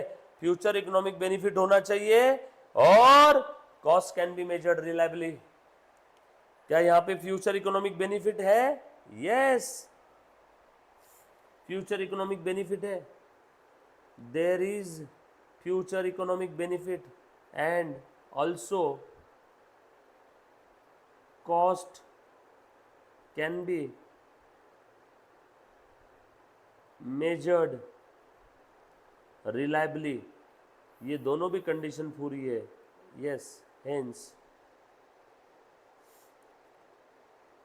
एंटिटी, जो भी एंटिटी है, कैन कैपिटलाइज्ड, वेरी गुड, बिल्कुल सही जवाब, cost of remodelling, cost of remodelling, cost of remodelling, बिल्कुल सही जवाब दिया एक बच्ची ने। दोनों भी कंडीशन फुलफिल हो रही है, बरोबर है। Yes, we can recognise the cost of remodelling into the PP, और in a simple language we can say the remodelling cost can be capitalised since it satisfy both of the condition that there must be future economic benefit। बोला है ना 15% sales increase हो जाएगा ऐसा लग रहा है, तो फ्यूचर इकोनॉमिक बेनिफिट भी है और रीमॉडलिंग की कॉस्ट भी मेजर कर सकते हैं ये रिलायबली, क्योंकि रिनोवेशन रीमॉडलिंग के लिए कितना पैसा लगा है तो मेजर करेंगे ही ना, ऐसा तो है नहीं कि मेजर कर नहीं सकते। तो ये दोनों कंडीशन फुलफिल हो रही है, इसलिए yes we can say that the above expenditure is capital expenditure. Done, चलो आगे। Very good, expenditure of remodelling store will create a future benefit. Yes, 15% increase in sale है ना, एंड कॉस्ट भी हम लोग मेजर कर सकते हैं, therefore it should be capitalize, बिल्कुल सही जवाब। आगे, treatment of spare parts, stand by equipment and servicing equipment. भाई साहब, treatment of spare parts, stand by equipment and service equipment. अगर कोई स्पेयर पार्ट्स हमारे पास पड़े हैं, कोई स्टैंड बाय इक्विपमेंट है, स्टैंड बाय इक्विपमेंट जैसे मैं हमेशा मेरे पास दो कैमरे रखता हूँ, एक कैमरा अगर ख़राब भी हो गया तो दूसरा कैमरा लगा करके रिकॉर्डिंग हो जाएगी, रिकॉर्डिंग नहीं रुकनी चाहिए। तो वो जो सेकंड वाला कैमरा रखा हुआ है वो है मेरे लिए स्टैंड बाय इक्विपमेंट। कभी कभी कंपनियां भी अपने पास में कोई एक मेजर प्रोसेस है, उसके लिए जो मशीन लगती है, उस मशीन को, उस मशीन की एक और कॉपी अपने पास रखती है, सेम वैसी मशीन, और वो मशीन कब यूज़ करेंगे? जब ये पहली मशीन ख़राब हो जाएगी तो उस समय ये मशीन रिप्लेस कर देंगे। तो जो दूसरी मशीन रखी है सेफर साइड, वो है स्टैंड बाय इक्विपमेंट। तो ये जो स्टैंड बाय इक्विपमेंट है, ये जो स्पेयर पार्ट्स है, ये जो स्टैंड बाय इक्विपमेंट है, क्या ये stand by equipment, spare part, servicing equipment, क्या ये पीपीई में आएंगे क्या? सर्विसिंग इक्विपमेंट, काफ़ी बार बड़ी मशीन को सर्विस करने के लिए, उसका ओवरऑल मेंटेनेंस सर्विसिंग के लिए छोटी मशीन रखती है ताकि बड़ी मशीन की सर्विसिंग हो जाए। तो जो छोटी मशीन है, जो सर्विस इक्विपमेंट है, क्या वो पीपीई में आएगा क्या? काफ़ी बार काफ़ी सारी एंटिटी अपने पास स्पेयर पार्ट्स रखती है, काफ़ी सारे, है ना। मशीन के अंदर में कटर लगते हैं, बॉल्स लगते हैं, रिंग्स लगते हैं, बेरिंग्स लगते हैं, चेन लगती है। तो काफ़ी सारे ऐसे पार्ट्स हैं मशीनों के जो कंपनी अपने गोडाउन में भर के रखती है, स्पेयर पार्ट्स। कभी कोई स्पेयर पार्ट्स खराब हो गया तो प्रोडक्शन नहीं रुकना चाहिए, अपने गोडाउन से स्पेयर पार्ट्स लाया, लगा दिया, प्रोडक्शन चालू। तो ये स्पेयर पार्ट्स, ये स्टैंड बाय इक्विपमेंट और ये servicing equipment, spare parts, stand by equipment, servicing equipment, क्या इनको हम लोग पीपी बोल सकते हैं क्या? इनकी ट्रीटमेंट क्या रहेगी, क्या रहेगी, क्या रहेगी, क्या रहेगी? बताओ तो मुझे, क्या लगता है आपको? बहुत सिंपल है सर, अगर वो पीपी का डेफिनेशन फुलफिल कर रहे हैं तो उनको एस10 के हिसाब से दिखाओ, और अगर वो पीपी का डेफिनेशन फुलफिल नहीं कर रहे तो उन्हें इन्वेंट्री दिखा दो एज पर एस2। हमने इन्वेंट्री पढ़ा था बचपन में फाउंडेशन लेवल पे। इन्वेंट्री के अंदर में ऐसे स्पेयर पार्ट्स आ जाते हैं जो जनरली सभी मशीन के लिए यूज़ होते हैं, ऐसे कंज्यूमेबल्स स्पेयर पार्ट्स आ जाते हैं जो जनरली सभी मशीन के लिए यूज़ होते हैं, बरोबर है। ऐसे स्पेयर पार्ट जो मोर देन 12 मंथ नहीं चलते, मतलब वो पीपी का क्राइटेरिया फुलफिल नहीं कर रहे, इसीलिए वो AS2 में है इन्वेंट्री में। तो यहाँ पे इनका बड़ा सिंपल सा स्टैंड है कि भैया तुम जो भी बोल रहे हो ना, stand by equipment, service equipment, है ना, बरोबर है क्या, स्पेयर पार्ट्स, ये सब अगर पीपी का क्राइटेरिया फुलफिल करते हैं तो AS10 में लो, अदरवाइज AS2 में ट्रांसफ़र कर दो, अदरवाइज AS2 में क्या कर दो, ट्रांसफ़र कर दो। ये बात समझ में आई क्या रे सभी को? उसके बाद when do we apply the above criteria for recognition. अब आपका सवाल, सर कब अप्लाई करेंगे, कैसे करेंगे? An enterprise evaluates under this recognition all its cost on the PP at the time they incurred. PP को जब अक्वायर किया तब उस समय जो भी एक्वाजिशन कॉस्ट जेब से लगा वो सारी कॉस्ट कैलकुलेट करना है, and this cost include the cost incurred to acquire asset. अगर खरीदा होगा तो एक्वाजिशन के लिए कॉस्ट लगी, वो कॉस्ट है कॉस्ट टू अक्वायर।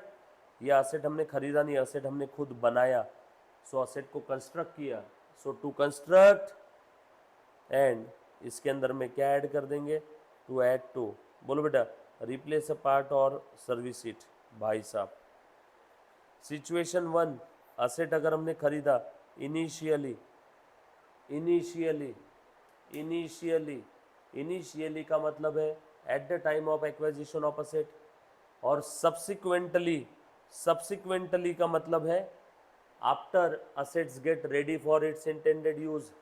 असेट खरीदने से लेके रेडी फॉर यूज तक सब कुछ आता है इनिशियली में।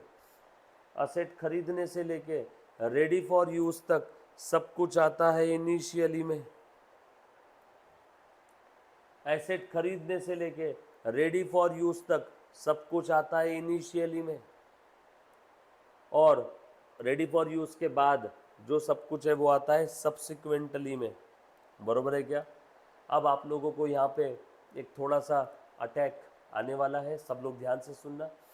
बचपन में फाउंडेशन लेवल पे जब आप छोटे बच्चे थे तब आपने असेट का कोई पार्ट रिप्लेस किया होगा, असेट चल रही है, यूज़ हो रही है, पार्ट खराब, असेट का परफॉर्मेंस डाउन, पार्ट रिप्लेस किया तो असेट का परफॉर्मेंस नॉर्मल लेवल पे आ गया, तो उस समय ये रिप्लेसमेंट ऑफ पार्ट को आपने रेवेन्यू एक्सपेंस बोला था। लेकिन यहाँ पे असेट का पार्ट रिप्लेस करने के लिए कॉस्ट इनकर किया, तो उस कॉस्ट को भी, जो पार्ट रिप्लेस किया उसे भी हम लोग यहाँ पे असेट के वैल्यू में ऐड कर देंगे, उसे भी हम लोग असेट के वैल्यू में ऐड कर देंगे, रिप्लेसमेंट ऑफ सच पार्ट। ओहो हो, कितना प्यारा स्टैंडर्ड है। समझ में आई क्या? इसने तो बचपन की आपकी एक दीवार हिला दी अभी अभी पूरी। सो अगर कोई पार्ट रिप्लेस किया, फाउंडेशन का कोई बच्चा है तो उसको क्या बोलना? Replacement of part, revenue expenditure. CA intermediate का कोई बच्चा है तो AS10 कहता है अगर कोई पार्ट रिप्लेस किया, डिटेल में और इसके ऊपर आगे चर्चा होगी, डोंट वरी। कोई पार्ट रिप्लेस किया तो ये कौन सा एक्सपेंडिचर आएगा? Capital expenditure, right. Then measurement of PP at recognition, cost basis पे, आफ्टर रिकॉग्निशन। एट रिकॉग्निशन मतलब असेट खरीदी, रेडी फॉर यूज करने तक जो जो कॉस्ट उस असेट के लिए इनकर किया, वो सारी कॉस्ट आग बन करके all necessary cost incur to bring that asset to its present use और to make that asset ready for it intended use, ये सब कॉस्ट मॉडल के हिसाब से उसकी कॉस्ट रिकॉग्नाइज कर देंगे।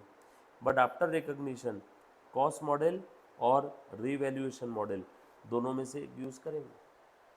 असेट रेडी फॉर यूज होने के बाद अब असेट की लाइफ शुरू हो गई है, हर साल असेट यूज हो रही है, तो हर साल के एंडिंग में हम लोग क्या करते हैं? जनरली असेट की रिवैल्यू करते हैं, असेट को रिवैल्यू करते हैं, चेक करते हैं कि असेट की ये बुक वैल्यू है, मार्केट वैल्यू कितनी है, यस और नो। देखते हैं असेट को रिवैल्यूएशन करने की ज़रूरत है क्या।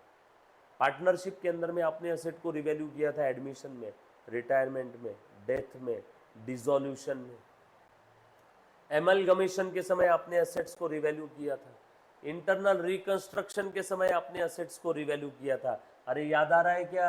Amalgamation, internal reconstruction. तो इसमें दो मॉडल है। Eight the time of recognition initially कौन से मॉडल पे हम लोग असेट को रिकॉग्नाइज करेंगे? At cost. और after recognition may be at cost और at revaluation model, depends upon case to case. Then initial recognition, बच्चों प्लीज ध्यान देना, इनिशियल रिकॉग्निशन ओरल है, हर एक बच्चा बोल देगा। इनिशियल रिकॉग्निशन कैसे होगा बेटा? Initial recognition at cost. उस असेट को खरीदने से लेके रेडी फॉर यूज करने तक जो भी नेसेसरी कॉस्ट आपने इनकर किया, उस कॉस्ट पे हम लोग असेट को रिकॉग्नाइज करेंगे। ये है बेटा इनिशियल रिकॉग्निशन एट कॉस्ट।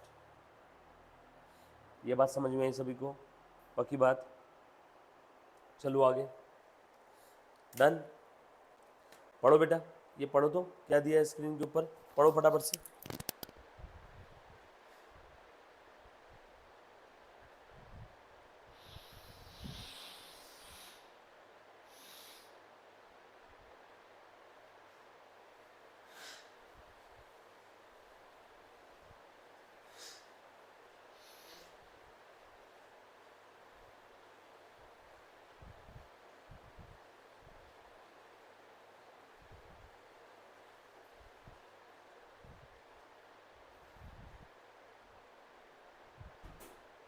हाँ बोलो, क्या दिया है Munna?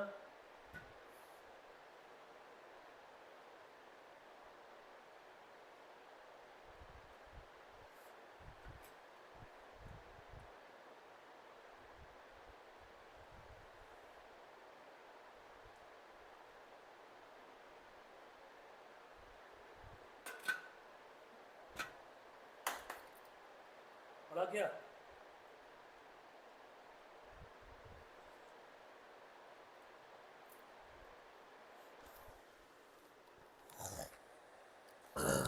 Hello,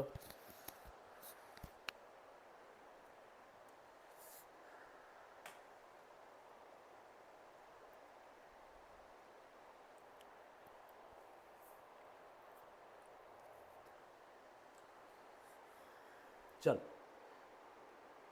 An item of the PPE that qualifies for recognition as an asset should be measured at its cost. An item of the PPE that qualifies the recognition criteria, उसे कैसे recognise करेंगे? At cost. अब आपका सवाल, sir cost यानी क्या? Cost में कौन कौन से एलिमेंट आते हैं? प्लीज डोंट गेट कंफ्यूज, या कॉस्ट बोलते ही आपके दिमाग में ये मत ले लेना मटेरियल, लेबर, एक्सपेंस। मटेरियल में direct material, indirect material, direct labour, indirect labour, direct expense, indirect expense, indirect expense, overhead, direct expense, prime cost. ना मुन्ना ना, ये सब नहीं है। एलिमेंट्स ऑफ कॉस्ट, यहाँ पे AS10 के अंदर में अलग चीज़ है। कॉस्टिंग सब्जेक्ट के अंदर में आपने एलिमेंट्स ऑफ कॉस्ट कुछ और पढ़ लिया होगा, ठीक है। AS10 में एलिमेंट्स ऑफ कॉस्ट में क्या क्या आएगा? असेट खरीदने से लेके रेडी फॉर यूज करने तक के all necessary expenditure incurred to bring that asset to its present location. ध्यान से सुनना।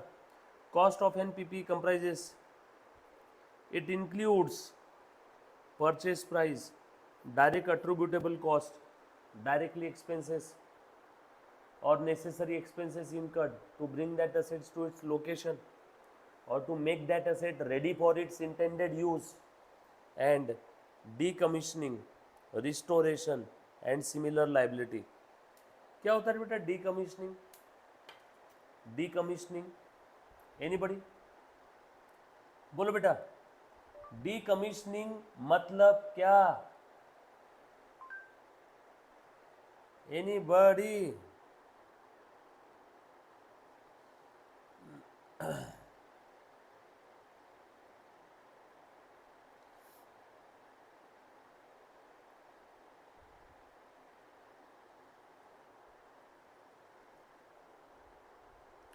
बोलो बेटा decommissioning।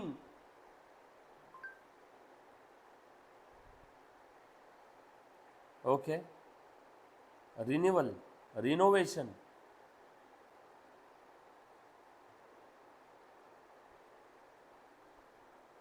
रिन्यूअल, रिनोवेशन, ठीक है। आसान भाषा में ये कोई तो प्लांट एंड मशीनरी है, पुरानी प्लांट एंड मशीन है, इसकी जगह पे नई प्लांट एंड मशीनरी आने वाली है। नई प्लांट एंड मशीन मैंने परचेज किया 10 लाख रुपीस की, उसको लाने का transportation cost and installation cost है आपको समझाने के लिए 5 लाख रुपीस। बट उसको इंस्टॉल करने के पहले, उसके पहले पुरानी वाली मशीन हमें क्या करनी होगी? निकालनी होगी। सो डी कमीशनिंग, उसी को हम लोग क्या कहते हैं प्यार से? D commissioning. कुछ बात समझ में आई क्या? नई असेट्स को लाने के पहले पुरानी असेट को वहाँ से निकालना है, येस और नो? तो उसे हम लोग प्यार से क्या बोलेंगे? D commissioning. सुनना, तू जा रहा है ना, जाने के पहले सिर्फ आज के लेक्चर्स का नाम वगैरह करके पूरा इसको देखे जाना। पहले नाम लिख दिया वीडियो का पक्का?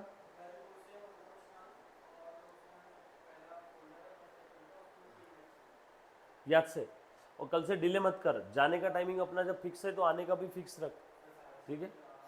आए भी तो 9:30 था ना, बट ये अलाउड थोड़ी ना बेटा ऐसा। तू 9 बजे और 6 बजे जा, तू काय के लिए 6:30 बजे जाता है?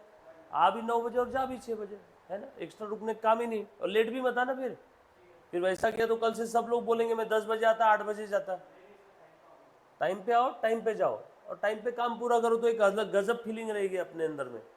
रातों से जगने का काम नहीं। 9 से लेट मत करना कल से 1 मिनट भी।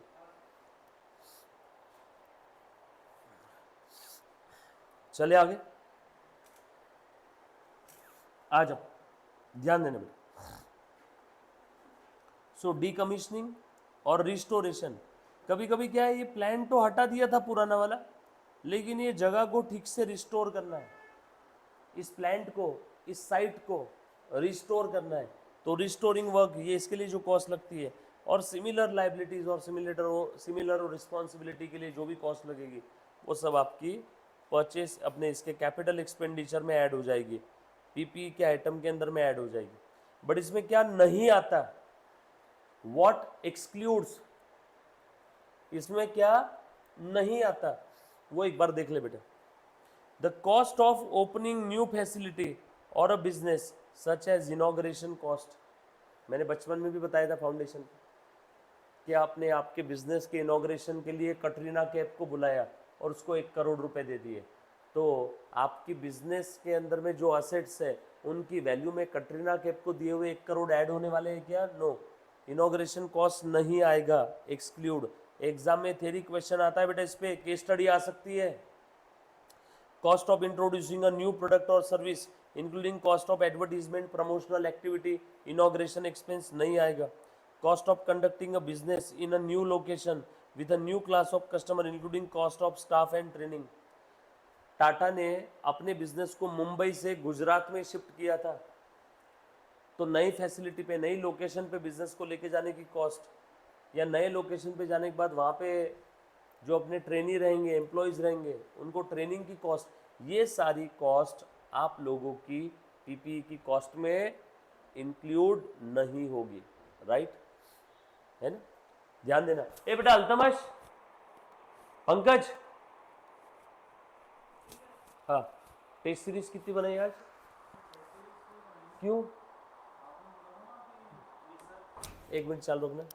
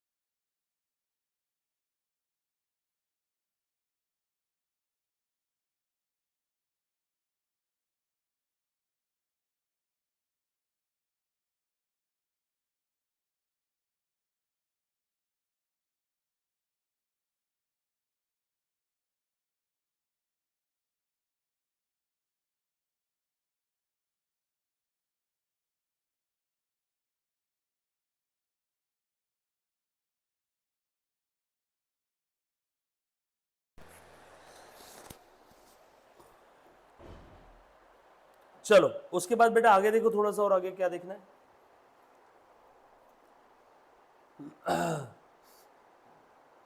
ये थ्योरी क्वेश्चन के लिए आएगा। ऊपर जितना भी डिस्कशन मैंने किया हुआ है वो सारा डिस्कशन यहाँ पे नीचे लिखा हुआ है। देखो ध्यान से सुनना। Purchase price, directly attributable cost, purchase price, decommissioning, attributable cost के कुछ एग्जाम्पल्स दिए हैं। ये खास करके ध्यान रखना, एक एग्जाम में इसके ऊपर केस स्टडी भी आई है और थ्योरी क्वेश्चन भी आया हुआ है। Directly attributable cost, cost of the employee benefit, जो S15 के अंदर में आ गया, पढ़ने वाले हो। Arising directly from the construction और acquisition of the item of PPE, मतलब क्या चीज़ें बताओ तो ज़रा डायरेक्टली एट्रीब्यूटेबल कॉस्ट में। अभी ध्यान से सुनो, हर बार प्रॉपर्टी प्लांट एंड इक्विपमेंट खरीदते नहीं है, कभी कभी प्रॉपर्टी प्लांट एंड इक्विपमेंट अपने ही फैक्ट्री साइट पे हम लोग कंस्ट्रक्ट करते हैं। इसका बेस्ट एग्जांपल है, आप बड़े बड़े मॉल्स के अंदर में एसी के डक्ट देखते होंगे ना, एसी का पूरा सिस्टम होता है, एसी का डक्ट लगे रहते हैं, ठंडी हवा आती। तो उस मॉल्स में या उस मल्टीप्लेक्स में क्या अपने डाइकिन लॉयड के एसी लगे रहते हैं क्या, सेंट्रल एसी जैसे घर में होते हैं 1-2 टन के? नो, वहाँ पे पूरा एसी का सिस्टम होता है। 50-100 जगह पे उसके डक्ट ओपन रहते हैं और उसका बहुत बड़ा यूनिट टेरेस पे होता है। तो वो एसी का सिस्टम जगह पे कंस्ट्रक्ट करना पड़ता है।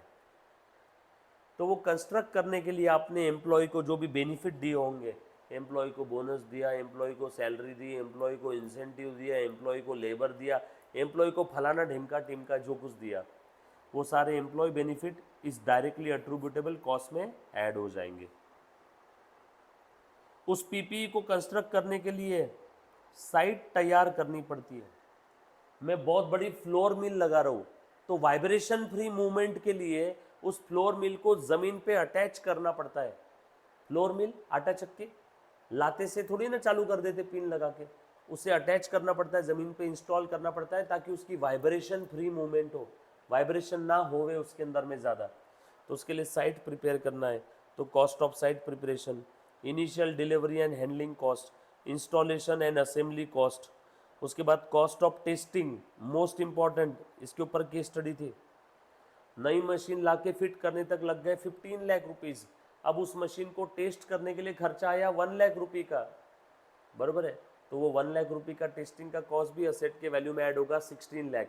बट वेट, असेट को जब टेस्ट कर रहे थे तो उससे जो भी प्रोडक्ट बना टेस्टिंग के समय, वो प्रोडक्ट बेच के आ गए 30,000 रुपीज़। तो टेस्टिंग की कॉस्ट 1 लाख माइनस 30,000, तो 70,000 ही पीपीई में आएगा। कॉस्ट ऑफ टेस्टिंग में क्या माइनस हो जाएगा?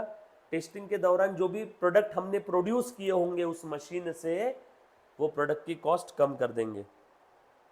देखो लिखा है whether the asset is functioning properly और नॉट, इसके लिए टेस्टिंग करते हैं।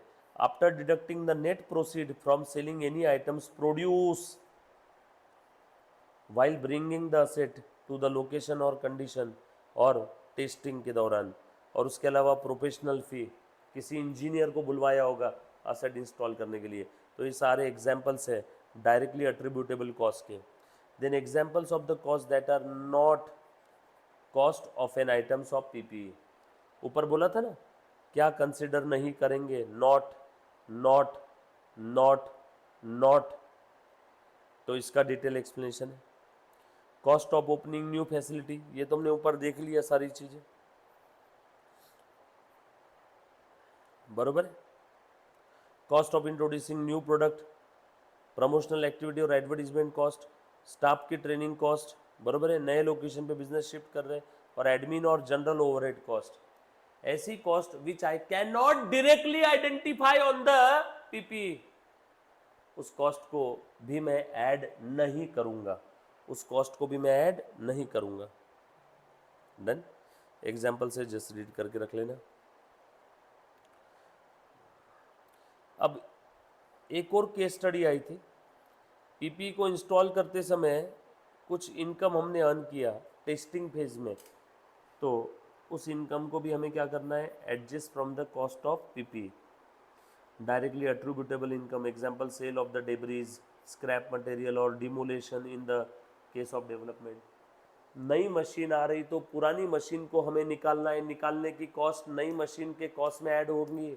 डीकमीशनिंग, पुरानी मशीन को सेल कर दिया एज अ स्क्रैप, पुरानी मशीन जब हमने निकाली तो वहाँ पे कुछ स्क्रैप निकला, डेबरी निकली, उसे भी सेल कर दिया। तो सेल करके जो भी कॉस्ट मिल रही, जो भी आपके पैसे रिकवर हो रहे हैं, वो इस नई मशीन की कॉस्ट से माइनस करते जाना, adjust from the cost of that new PP. और ऐसी इनकम जो not directly attributable to the assets, example car parking rental income, तो recognise as a income in the property, अपने profit and loss account. Yes और no? जैसे मेरी एक पुरानी साइट है, उसे मैंने रिनोवेट कर दिया, रिनोवेट कर दिया तो पार्किंग की एक्स्ट्रा स्पेस मिल गई, तो इस पार्किंग की स्पेस से मुझे इनकम जनरेट हो रहा है। तो इस इनकम को इस नए साइट की कॉस्ट से हम लोग माइनस नहीं करेंगे, इस पार्किंग की इनकम को हम लोग P&L अकाउंट में दिखाएंगे। किस स्टडी आई थी? आपकी ओन लैंग्वेज में आंसर लिखना है, कॉन्सेप्ट समझ में आने के बाद। यस और नो? सब लोग साथ में है क्या? आगे बढ़े क्या?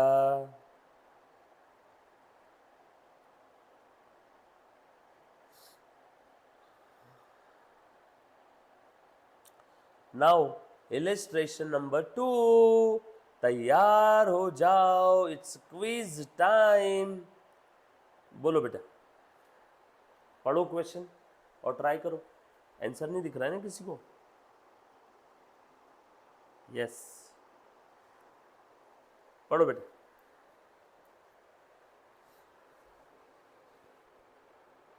बोलो, हिंट दे देता हूँ थोड़ी, फिर आप जवाब देना। या कोई बच्चा अगर रिकॉर्डेड लेक्चर देख रहा है तो मन के मन में जवाब देना और आगे देख लेना, लेक्चर में जवाब मिल जाएगा। Entity A has an existing freehold property which it intends to knock down, वो हटाना चाहता है पूरा, एंड रीडेवलप करना चाहता है। During the redevelopment period company will move its production facility to the another temporary site, following incremental cost will be incurred. तो ये सब रीलोकेशन में कुछ कॉस्ट लग गई। Setup cost 5 lakh to install a machinery in the new location, rent new location का 15 lakh, removal cost लग गया पुरानी से नए लोकेशन पे, क्योंकि पुरानी वाली साइट रीडेवलप करना है तो तब तक धंधा बंद तो नहीं रखेंगे, तो ये रीडेवलप होता है तब तक कि यहाँ का सारा सेटअप हमने दूसरी जगह शिफ्ट किया, और दूसरी जगह शिफ्ट किया तो ये एडिशनल कॉस्ट लग गई, इंक्रीमेंटल कॉस्ट लग गई। ट्रांसपोर्ट से related removal cost to transport the machinery from old to temporary location. ये नई जगह पे थोड़े समय के लिए आए हैं, ये टेम्पररी लोकेशन है, जैसे ही पुरानी वाली साइट रीडेवलप हो जाएगी सारा सेटअप फिर से इधर लेके आ जाएंगे। तो can this cost be capitalize into the cost of new building? बोलो बेटा, hello.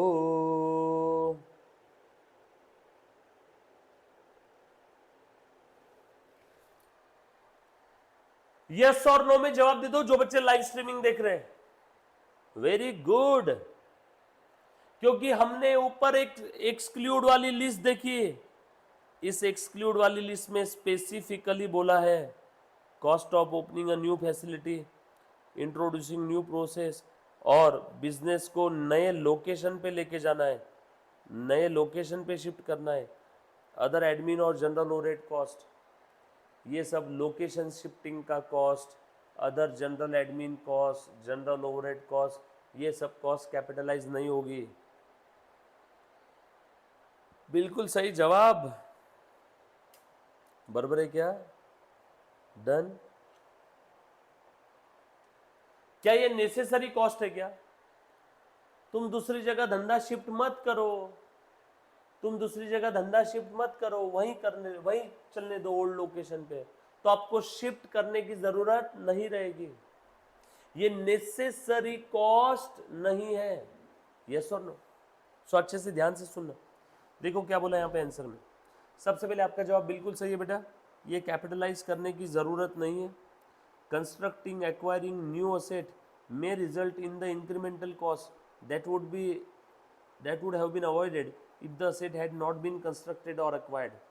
These costs are not to be included in the cost of the asset if they are not directly attributable to bringing the asset to the location and condition necessary for its capable of operating in the manner intended by the management.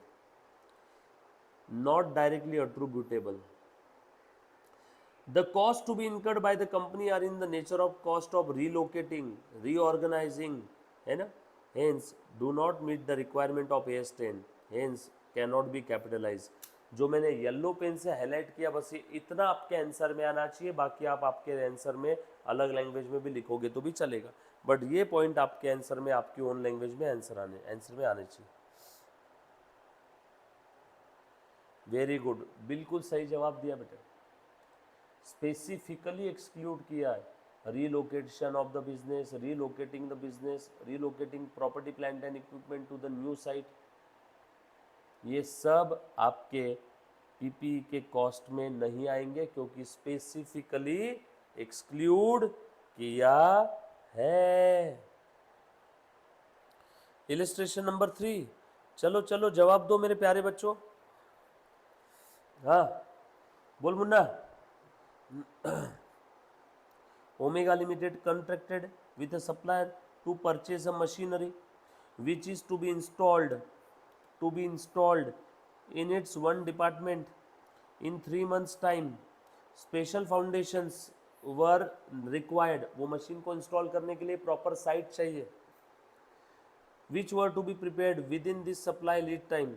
The cost of the site preparation and laying the foundation is 1,40,000. These activities were supervised by a technician during the entire parade. Entire parade. ये site prepare जब हो रही थी तब वहाँ पे एक technician वहीं पे सुपरवाइज कर रहा था पूरे समय के लिए। गाइस ध्यान रखना, ऐसा नहीं था कि थोड़ी देर के लिए वो आता था और बाद में वापस दूसरी जगह काम करने चला जाता था। फुल टाइम वो टेक्नीशियन वहीं था। Who is employed for this purpose only, उसकी सैलरी थी 45,000 पर मंथ, तो 1,40,000 प्लस 45,000 पर मंथ, और समय लग रहा था 3 महीने का। समय लग रहा था 3 महीने का, तो 45 इंटू 3 कितना हो जाएगा बेटा? 1,35,000 और ये 140। The machine was purchased at 1 crore 58 lakh and 50,000 transportation cost were incurred to bring the machine to the factory site. ये भी आ जाएगा, ये भी ऐड हो जाएगा, ये भी ऐड हो जाएगा, 3 महीने का सैलरी, और ये भी ऐड हो जाएगा laying down foundation. An architect was appointed at a fee of 30,000 to supervise the machinery installation at the factory site. You are required to ascertain the amount at which the machinery should be capitalized. हो, कितना easy question है. Asset खरीदने से लेके ready for use करने तक, all necessary expenses incurred to bring that assets to its present location will be capitalized in the cost of that asset or PPE. तो बोलो कौन कौन सी कॉस्ट आएगी? 1,40,000 प्लस ये 3 महीने की सैलरी 1,35,000 प्लस ये 50,000 प्लस ये 1 crore 58 lakh प्लस ये 50,000 ट्रांसपोर्टेशन हो गया, ये हो गया, ये हो गया, ये हो गया, ये हो गया, उसके बाद 30,000 टोटल करो बेटा. Very good. ये भी आएगा, ये भी आएगा, ये भी आएगा, ये भी आएगा, ये भी आएगा. टोटल 1 2 3 4 5, 4 नंबर जेब में. फाउंडेशन का क्वेश्चन है ये तो. बड़े क्या हम लोग आगे हैं. डन. उसके बाद एक और केस स्टडी है, कैलकुलेशन ऑफ डायरेक्टली और capitalisation of directly attributable cost. Entity A, which operates in a major chain of supermarket, has acquired a new store location. New location requires a significant renovation expenditure. Management expects that renovation will last for 3 months, during which the supermarket will be closed. तो ये 3 महीने जब तक renovation चलेगा तब तक वो supermarket close रहेगा. Management has prepared the budget for this period, including expenditure related to the construction and remodeling cost, salaries of the staff who will be preparing the store before its opening. बराबर है. And म्हणजे वो staff नई site को prepare कर रहा है, right. And related utility cost. What will be the treatment of such expenditure? बोलो बेटा.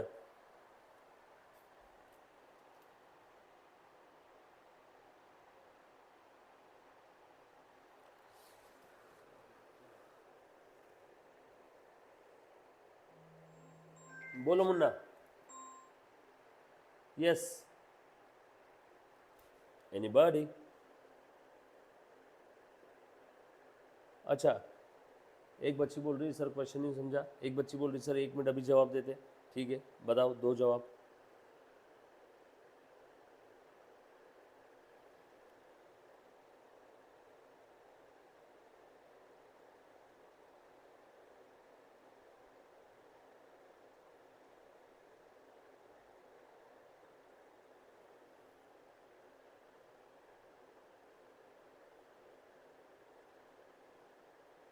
यस.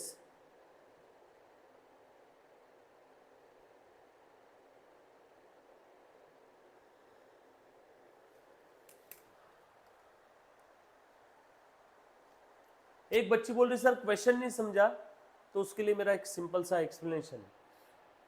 हमने सुपरमार्केट ओपन करने के लिए एक नया लोकेशन खरीदा. उस नए लोकेशन पे रीमॉडलिंग कर रहे हैं, रीडिज़ाइनिंग कर रहे हैं, बरोबर है. उस नए लोकेशन के लिए देखो कौन कौन से खर्चे किए बेटा.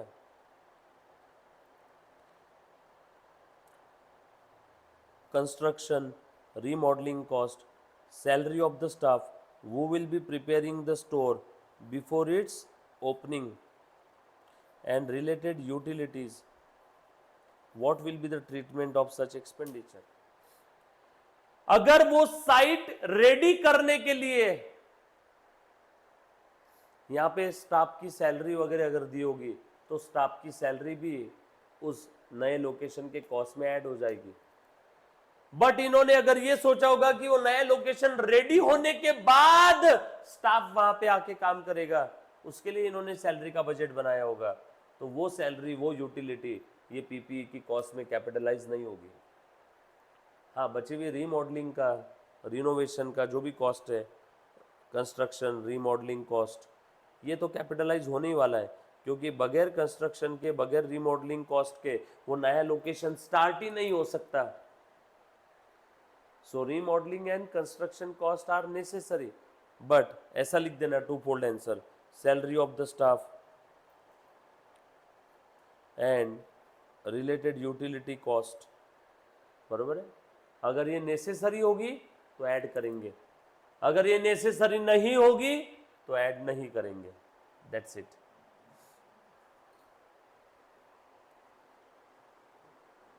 एक सेकंड, एक बच्ची बोल रही कैपिटलाइज नहीं होगा, भैया यहां पे रीलोकेशन नहीं हो रहा है।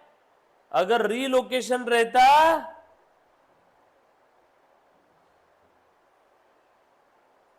रीलोकेशन रहता तो कैपिटलाइज नहीं होता। ये रीलोकेशन नहीं है, हमने नया लोकेशन अभी खरीदा, उस नए लोकेशन पे अब धंधा शुरू कर रहे हैं। ए मुन्ना, ये रीलोकेशन नहीं है, न्यू लोकेशन बाय किया है, बरोबर है क्या? नया के नया लोकेशन बाय किया है, उसको डेवलप कर रहे हैं, तो उसके डेवलपमेंट के लिए जो भी कॉस्ट है, देखो ना,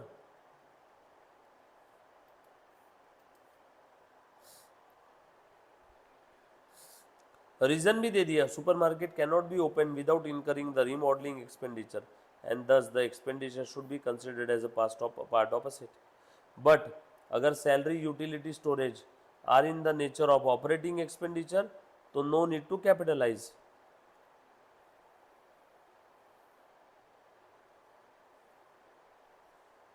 और इसे हम लोग एक्सपेंस ऑफ कर देंगे।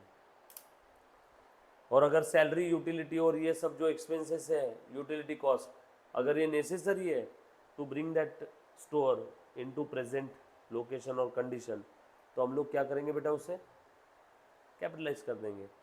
और अगर नेसेसरी नहीं है तो कैपिटलाइज नहीं करेंगे। ऐसा टू फोल्ड आंसर लिख देना।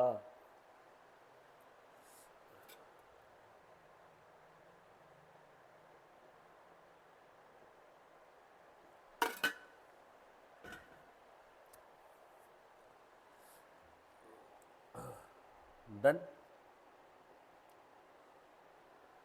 ऑल सेट,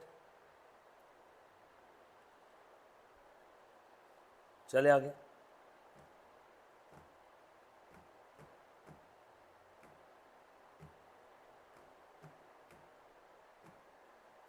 डन, उसके बाद एक और सवाल, an amusement park has a soft opening to the public to trial run its attractions, बरोबर। An amusement park has a soft opening to the public to trial run its attractions. Tickets are sold at 50% discount. During this period, the operating capacity of the park is 80%. And the official opening day of the amusement park is 3 months later. Management claimed that soft opening is a trial run necessary for amusement park to be in the condition capable of operating in intended manner. Accordingly, net operating costs incurred should be capitalized. भाई साहब, देखा क्या बोला इन्होंने, मालूम है क्या?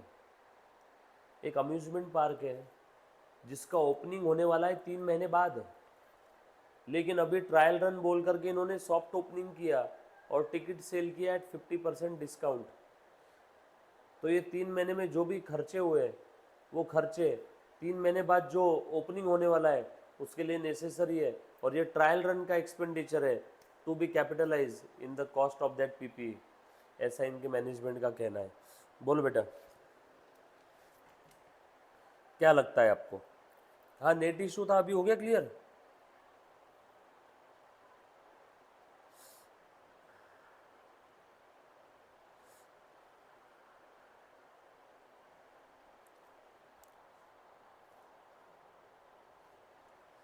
बोलो बेटा, हो गया? दिखती बात है, मैनेजमेंट बेवकूफ बना रही है। लिखा है 80% कैपेसिटी में काम कर रहा है अभी पार्क। काहे की soft opening? Already you are working in 80%, working at 80% capacity.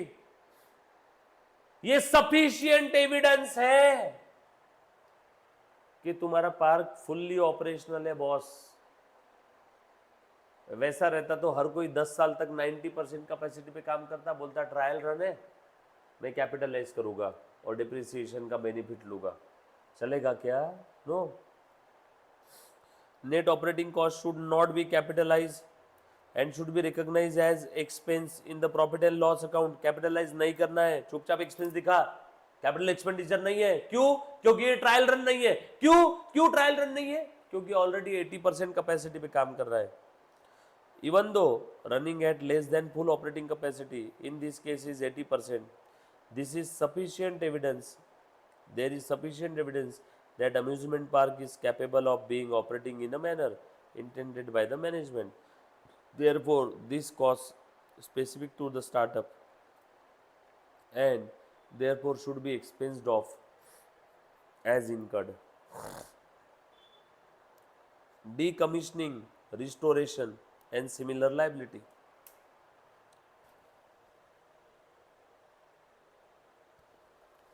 Hello, hello. Hello.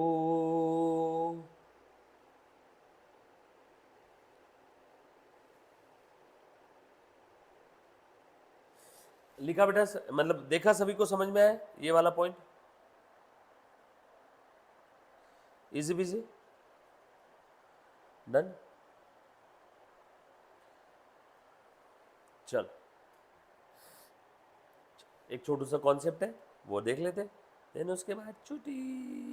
Yes, decommissioning, restoration and similar liability.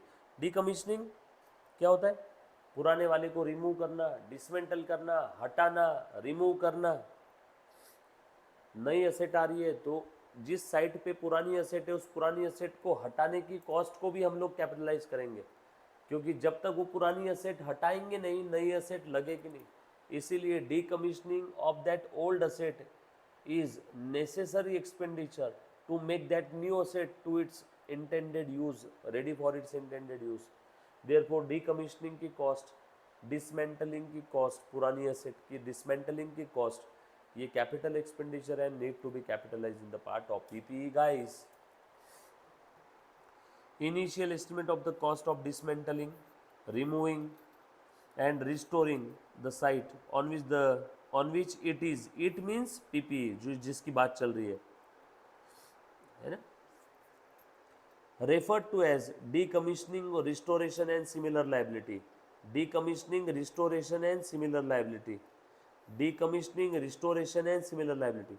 The obligation for which an enterprise incurs either when the item is acquired or as a consequence of having used the item during the particular period for the purpose other than the produce inventories during that period. मतलब क्या चीज़ है बेटा? बोलो बोलो,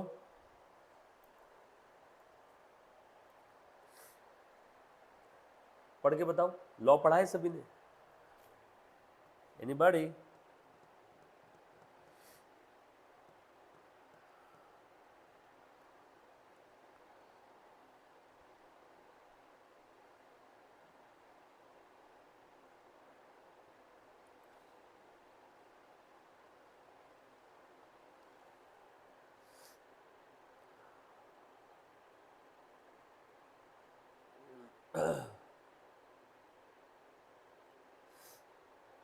बोलो।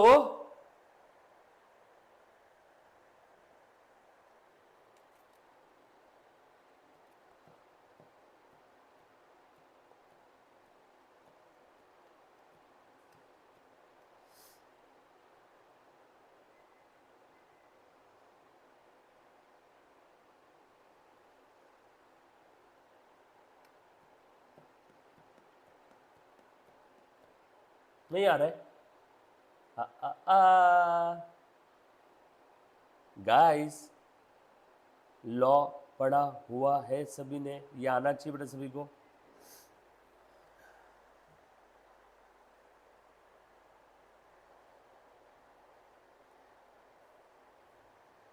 The obligation for which an enterprise incurs, either when item is acquired or as a consequence of having used the item during the particular period for the purpose other than to produce inventory during that period.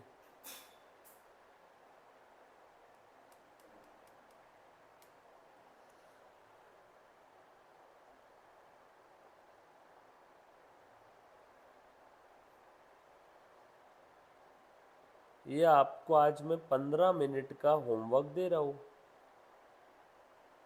हर एक बच्चे ने घर पे एक बार try करना है, शांति में ठंडे दिमाग से सोचना है कि इस हाईलाइटेड वाले पैराग्राफ का मतलब क्या है। डन। कल आते ही सबसे पहले आप लोगों से पूछूंगा, जिसका करेक्ट जवाब आएगा उसके लिए सरप्राइज। सरप्राइज इंटेंजिबल रहेगा, राइट। चल, bye bye, take care, love you all, stay home, stay safe, bye. Done.